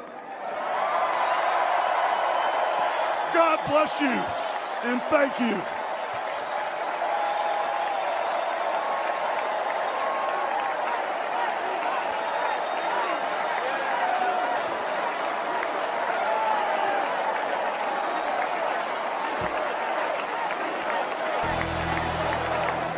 So Hulk Hogan has a message to Americans before Election Day. He still believes more than ever that Donald Trump is the only person in our country that could turn our country around. Why? Well, let's ask the man who stole the show at the RNC. There's still buzz around him about that appearance and the shirt that you ripped off, WWE Hall of Famer himself, Hulk Hogan. Hulk, great to see you. Since you stole the show at the RNC in Milwaukee, what's it been like? What's the feedback been like since you came out from Trump? Well, brother, I still got that Trump pump on, dude. But the weird thing is, I've been going all over the country with Real American Beer, my brand new beer. And I wrote down a bunch of states I was at: Wisconsin, Ohio, Arkansas, Minnesota, Georgia, Florida, Texas, Rhode Island, Massachusetts, Illinois, Idaho, Nebraska, Michigan. And everywhere I've gone, thousands of people get in line to come meet and greet me. Everybody's for Trump. So I hear what you're saying about the polls, and it's even Steven, and it might be a close call, but let me tell you something. I don't believe the polls. It's going to be a landslide. You know, too big to rig, brother, is the theme here. And at the end of the day, all of America wants to get back to America. Not the way it used to be, but the way it should be, brother. Trump is on fire, and if you listen to where people are speaking from, especially the Democrats, if they say Trump was responsible for the border wall, it's them. If they say Trump was responsible for inflation, it's them. Because in the Bible, like I said before, if you listen to where people are speaking from, you know exactly who they are. All right, so a couple of things. Trump set the tone, and I think it's the tone that you like. When he's at the Al Smith dinner, he noticed that Kamala Harris has white people for this, black people for this, Hispanic people for this. Trump thought that was something he should point out on Thursday night. Watch. There's a group called White Dudes for Harris. Have you seen this? White Dudes for Harris. Anybody know? Are some of you here? White Dudes for Harris? Doesn't sound like it. But I'm not worried about them at all because their wives and their wives' lovers are all voting for me. So is that the type of humor that people like? Is that why he's getting so much of the man vote? Brother, that dinner wasn't a campaign agenda. That dinner was fun, tongue-in-cheek. It's bipartisan. It was for everybody to have fun and make fun of each other. And for Kamala to pull a no-show, I mean, everybody was upset because everybody's been going to this thing for years and years and years. And it's just levity. It's just lighten up the mood and have fun. So, I mean, it was funny. You know, Donald Trump is quick on his feet, man. He can pivot. He's all smoke and mirrors. But when it comes down to business, he's a businessman. You know, like that economic forum where he schooled that guy who didn't know a thing about tariffs. Trump's been doing this all of it. Yes, thank you. Bloomberg. Trump's been doing this all of his life. And that's what America needs. Somebody put this country back on track. We want, you know, God in our homes and in our schools and in our country. We basically want safety. We want basically to have, you know, great lives, and we want to be able to economically afford to live a good life and take care of our children. Trump is all about that. Everything I hear on the other side that's supposed to be hope and happy, it all sounds like doom and gloom to me. Right, and you're like Trump in this. You have your focus, you have your career, but you also, I don't know if you heard, but Trump sells sneakers, he's selling watches. You got that beer shirt on. How did this come to be? And how did you realize there was a lane? Because one thing about wrestling, you guys sell all the time. Right, you're selling the match, you're selling the tickets, and now you're selling the beer. Got Hulk Hogan's Real American Beer here, and it all started with a conversation in the dressing room because I didn't want to get beat up too bad. So I'd always have my opponent talk to my opponent, said, hey, let's talk the match over with a beer and take it easy on me. So when I saw that the neighbors didn't talk, the Republicans and Democrats didn't talk, I thought if we had Americans beer, Hulk Hogan's Real American Beer, we could bring the country back together, one beer at a time. You know what's so interesting is there was a time maybe in the 80s with Reagan, you looked at Republicans and they were the white collar guys. And now it really has switched. The president, even though he's a billionaire probably, he is more comfortable with the blue-collar guys. I look at you the same way. You've had a lot of success, Hall of Fame, millions of dollars, but you're more comfortable drinking a beer with the guys. Well, brother, at the end of the day, I treat everybody the same. And when we're talking about John Kennedy and that old Democratic Party, when he got assassinated, I was in 5th grade. That party was kind of like the way Donald Trump is now. It was Americana, middle of the road, country western, NASCAR. It was Americana. And now all of a sudden, the Republican Party is like that. And when they tell you that that the Republicans are demonic and they're a domestic threat, listen to where people are speaking from. That's exactly who they are. I hear you. Best of luck with the beer. I love the entrepreneurial effort. I know you're going to be with the president soon. Maybe he's going to call on you and tag you into the final 17 days. Hulk Hogan, thanks so much for your time. You know, brother, I'd like to head the President's Council on Physical Fitness, dude. I'd get everybody in shape, brother. I hear you. I'm inspired right now. I just don't have short sleeves on to reveal my guns, but they're very similar to yours. Thank you very much, Hulk. I appreciate it. Very good. Talk to you soon. Thank you, my bro. Well, it's official. Kamala's got a man problem, but assistant coach Walz, he's in denial. He's been out wooing white dudes and says, there's no problem. So let's talk to a man with no problems, Hulk Hogan. How you doing, Hulk? I'm great, brother. How are you today? I'm doing great now that you're in town. Tell me about being a man. The Democrats can't really figure it out. I don't know what's going on. What's the truth? Well, the way it goes, brothers, in the Bible, it says, listen to where people are speaking from, and you'll know exactly who they are. So when they say that Kid Rock and Hulk Hogan and stuff like that doesn't make Trump one with the people or a blue-collar worker, if you listen to where people are speaking from and you put Buttigieg up there, Trump definitely wouldn't be a man of the people. That's how it really is, brother. But by the way, just to correct you, Jesse Waters, I know about Waters and your world and all that stuff. Well, this is Trump-a-mania, and this is his country, brother.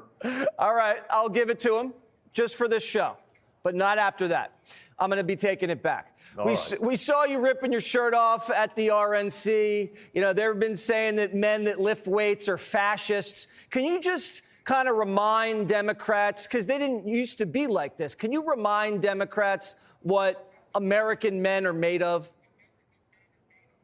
Well, brother, at the end of the day, you know, there's a chain of command, our Lord and Savior, the wife and the husband and the kids. At the end of the day, the mother is to nourish, but the man is to protect, serve, and provide. So at the end of the day, that's what this is all about, is being a real man, being a real American, and getting this country and making it not how it used to be, but how it should be, brother. When you knew Donald Trump back in the day, you guys were running around the country at events, and he was all in your business out there in the ring. And tell me a little bit about Donald Trump when you first met him. Well, when I first met him, we rented Trump Plaza for WrestleMania 4 and 5. He was at the event from the beginning to the end, and I learned a lot from him, brother, how he handled special kids, how he would talk with the Make-A-Wish kids, and not just give a moment of his time with them. He would spend plenty of time with them, touch them, talk to them, make them feel very comfortable. He's a good man all the way around, brother. He's a good person and a real American. Your patriotism's up there with pretty much, I don't know, I can't even compare it. What made you fall in love with this country? Well, I grew up in South Tampa, and from very humble beginnings. You know, my mom was a housewife, my dad worked construction, but I really never knew where we were at on the food chain as far as our economic ladder. And so once I got out from under, you know, going to high school and college, I got into professional wrestling. I made my way. And at the end of the day, this was the land of opportunity for me, because instead of once a month having a small little minute steak to eat, I told myself I never wanted to live like that. I wanted to make my way and make my life. And this country gave me that opportunity. So the American dream is what this country's all about. And Donald Trump represents that, brother. Now, Kamala Harris is out there eating steaks, slinging beers with Stephen Colbert. I don't know if her drinking beer is going to really change votes. Do you? Well, at the end of the day, when I hear the word salad over and over, and she won't even answer a question from Brett Baer, she won't even say how many people have come across the border, you know, during her administration. Everything is like that with them. They won't answer the questions, they won't step up to the plate, and they won't even let the American people know what their plan is. So at the end of the day, if you want more of the same, you go down that route. But if you want America the way it should be, you vote for Donald Trump. All right. And a real American beer. You got to go get it. You got to drink it. That's what Hulk is here about. We love it. Real American beer. You look at it on his T-shirt. Hulkamania, we love you. We love everything about you. Thanks for coming on Jesse Waters Primetime. It's still my world, but this is Trump's country. Click here.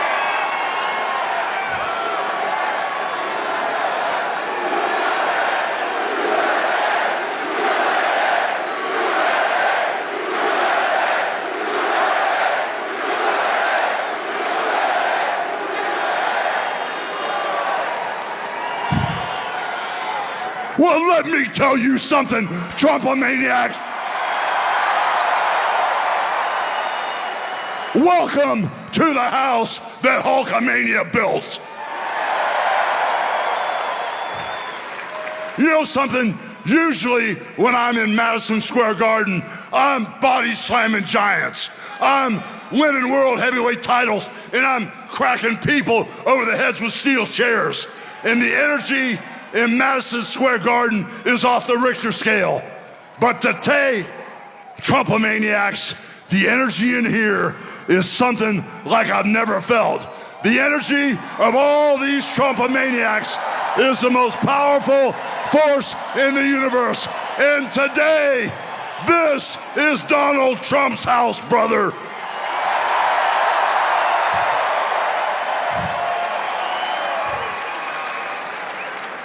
You know something, Trump maniacs? I don't see no stinking Nazis in here.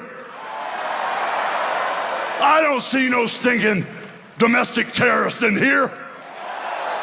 The only thing I see in here are a bunch of hard-working men and women that are real Americans, brother.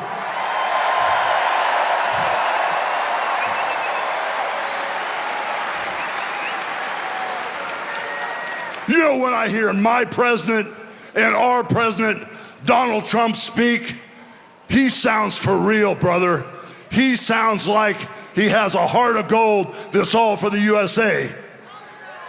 But when I hear Kamala speak, it sounds like a script from Hollywood with a really, really bad actress.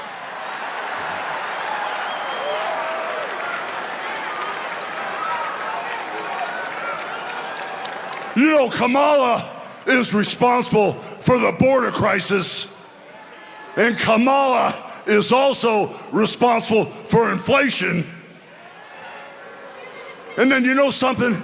She acts like she's the victim. And then all of a sudden, she flips, she flops, she spins and turns it around and acts like she's gonna be the damn hero. But we all know Trump is the only man that can fix this country today.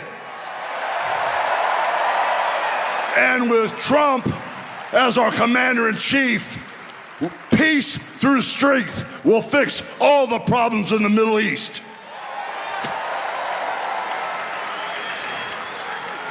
You know, I've been coming to this building month after month after month, and I've seen sold-out crowds over and over again for over 40 years. And for 40 years, I've always asked the question, what you gonna do? Over and over and over again, what you gonna do? Well, today, after feeling the energy in this building, I finally got the answer. And the answer is, vote for Trump.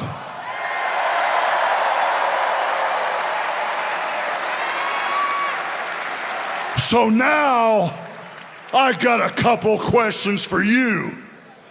What you gonna do about the border invasion?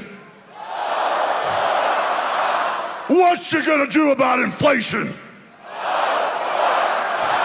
What you gonna do about keeping America safe, brother? And what you gonna do about putting God in our homes, in our country, and our schools?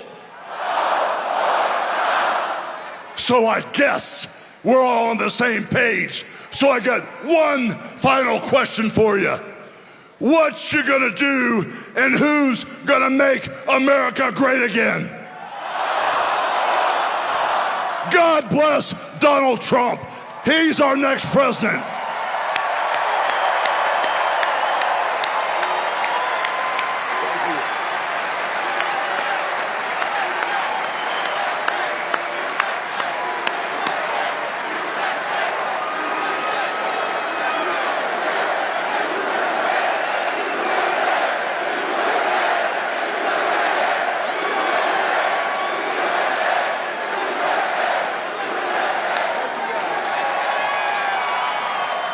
So after captivating America with his Trump-mania speech at the RNC and endorsing Donald Trump, Hulk Hogan, he appeared on stage at Donald Trump's massive Madison Square Garden rally in New York City yesterday. Here's what he had to say.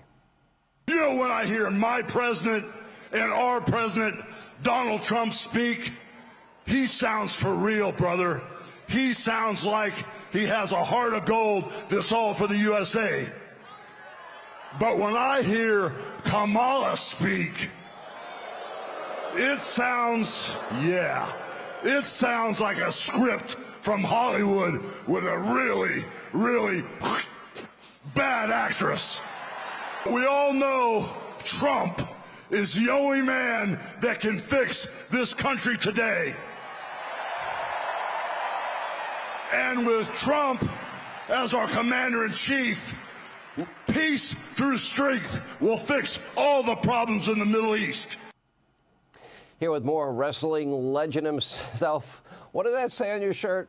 The one and only legend, Hulk Hogan, is with us. How are you, sir? You are having too much fun out there. I'm great, brother. I still got my Trump pump on, brother, from Madison Square Garden.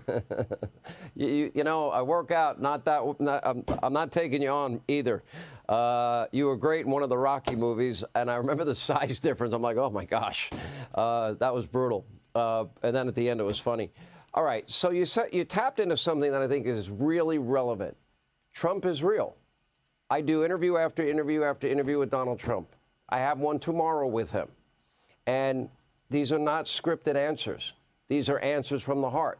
Kamala can't talk about her real views, so she has to hide them. I think that's a big part of why she's not doing well. Your thoughts? Well, the main problem I have with her is she will never answer the question. Whenever she's confronted, if she has the answer, she won't tell you the answer because at the end of the day, all the policies are bad. They're taking this country in the wrong direction. So when people talk about the word salad, in the wrestling business, we call it a bunch of gaga, you know, and it just doesn't mean anything. So when you talk to Trump, you got a feeling, you know, that he's real. He's tangible. He connects with the American people, and he loves this country. I've known the guy since WrestleMania 4 and 5, almost 40 years ago. He hasn't changed a bit. He's the same generous, honest guy he was back then. He loves this country, he loves life, and he loves his family. And when he talks about bringing God back into our homes and back into our country and back to our schools, the people understand he's for real. He's sincere about that. What do you make of the Nazi, fascist, racist closing argument, the psychotic rage that has now overtaken the Joy campaign? Well, there's a clip that you didn't show, and when I went on stage, I said, no, this is the house that Hulkamania built, or whatever I said, and this is Trumpmania. Can't remember what I said, but I looked around 22,000 people, and I said, I don't see no stinking Nazis in here. You know, I don't see any domestic terrorists. I just see hardworking people, men and women that love this country, that want safety, security. They want, you know, to be, you know, how would I say, be able to pay their bills and get along in life and just have a good life in God and country. Just good American, real American people in the building. What they're saying is just spewing venom. It's not true. Yeah, you know, the people that get up every morning, they work hard, obey the laws, they raise their kids, they take them to church, they cook dinner, pay their taxes. I mean, they're the people that really make the country great.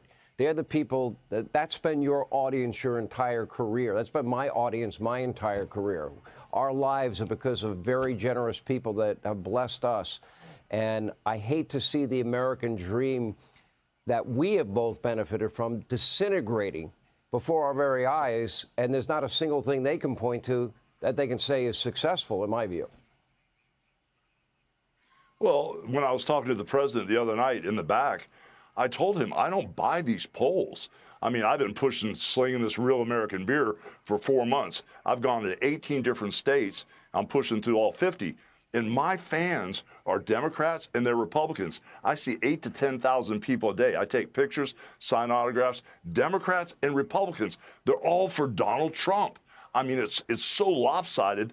Middle America is so lopsided, it's unbelievable. But what you read in the press, demonizing President Trump, saying we're all domestic terrorists, talking about the Nazi stuff, none of that stuff is true. And I told Donald Trump, I can't even buy into these polls. And when he says it's too big to rig, that's exactly where this is at now. I gotta order your beer online. I have less than a minute. What is it about that iconic arena? What is it about MSG? Tell me. Well, it's like the Roman Colosseum. If you're an athlete, if you make it in Madison Square Garden, you've made it in your career as far as athletics. I mean, the fact that I was in Madison Square Garden for almost 40 years, when I walked out there the other night and I saw 22,000 people, it was the energy of Hulkamania, but it was even bigger. It was like all the Trump maniacs were all on the same team. We all want to make America great again. And I was kind of worried going out there because I usually have another guy to work with out there. I was out there by myself, and I felt like everybody was with me because we were all on the same team. Right. We were on Trump's team, brother. And those Trump-maniacs, those are real Americans, and they want this country back, brother. Hulk Hogan, don't, as the Washington Post said, the American people should not settle for a townhouse instead of a home with a yard. We appreciate you. Thank you, sir. Hey, Sean. WWE Hall of Famer Hulk Hogan is here. What's up, Hulk? It's Hulkoween, brother. It's that time of year. Trick or treat, my man. How do you feel about Joe Biden calling you garbage? You know what's so funny about that comment? I was appalled, highly insulted. But every year for Halloween, when I lived over in Bel Air, a few miles away from Clearwater Beach, we would open the gates to our house. Everybody from the neighborhood would come to our Halloween party. The garbage men would come. Then the kids would leave. I'd hang out with the garbage men until like 2, 3 in the morning, because I finally get to talk to them. They just always do a drive-by, And we'd sit there and drink beer. I just wish it would have been Hulk Hogan's Real American Beer back then. But those comments were appalling. I hated to hear that. Yeah, actually saw my garbage man today, took a photo. Didn't put on his vest, but everyone is talking about this because you never insult the voters. You know, Trump makes fun of pencil neck Adam Schiff, crying Chuck. You know, he just said Mark Cuban's got slow head speed when he swings the club. Why do the Democrats keep insulting the American people? Well, the only thing I could think is they're trying to humiliate the Trump supporters into voting for them. I mean, to call us Nazis. I was in Madison Square Garden. I looked all around. I'm used to the building. There was no stinking Nazis in there. There's no domestic terrorists. They call us deplorables, but to call us garbage, they're calling the American people that support Trump garbage. It's just ridiculous. You're right. It's social shaming. They're trying to humiliate people so they're not proud of who they're voting for. You saw J.D. Vance on Rogan. You saw Trump on Rogan, 3 hours, like 6.5 combined. Why isn't Kamala Harris going there if she needs to turn men out? Well, let me start with this first, and then I'll go to here next, and then I'll go to there next, and then I'll do an end around Tutti Frutti over the top Fruity Loop, and I'll never give an answer. Right. That's why she didn't go on there. Donald Trump is direct, to the point. He's versed in all subject matter. He knows everything domestic, foreign, international, swing arm of knowledge. He's our guy. But to put us all in a category of deplorables, domestic terrorists, Nazis, garbage, what would happen if they got in power? What would they do to us? What would they do to us, the real Americans that want to make America great again? If that's what they think of us, can you imagine what they would do to us now? Well, if Trump just line us all up. I know. Well, not if you're there. I think you'll protect the country. If Trump wins, are you going to play any role? I know RFK Jr. is talking about making America healthy again. Is Hulk going to make America tough again, strong again? What are you going to have any role? Well, you know, brother, in the wrestling business, when you're getting ready to draw some big money, you got to shoot an angle, put some hot spice on the feud. And when I had Trump in the back of the garden, I said, you know something? This Robert Kennedy Jr., he's on to something with nutrition. But if you tag team us up as the mega powers, you know, the MAGA powers, there you go, the MAGA powers, RF Kennedy Jr. and Hulk Hogan, he could get him eat the right food, and I could get all of our kids in shape, brother. That's what we need. We need a healthy, strong, young generation. I'm not worried about my son. He's already playing football. But the rest of the country, they need to tone up. Hulkamania running wild. It's not a Halloween costume. If you see him tonight, don't try to grab his mask off. It's the real deal. The 24-inch guns, brother, protecting America. Happy Halloween, Hulk. Thank you, brother. Hulkoween. Hulkoween.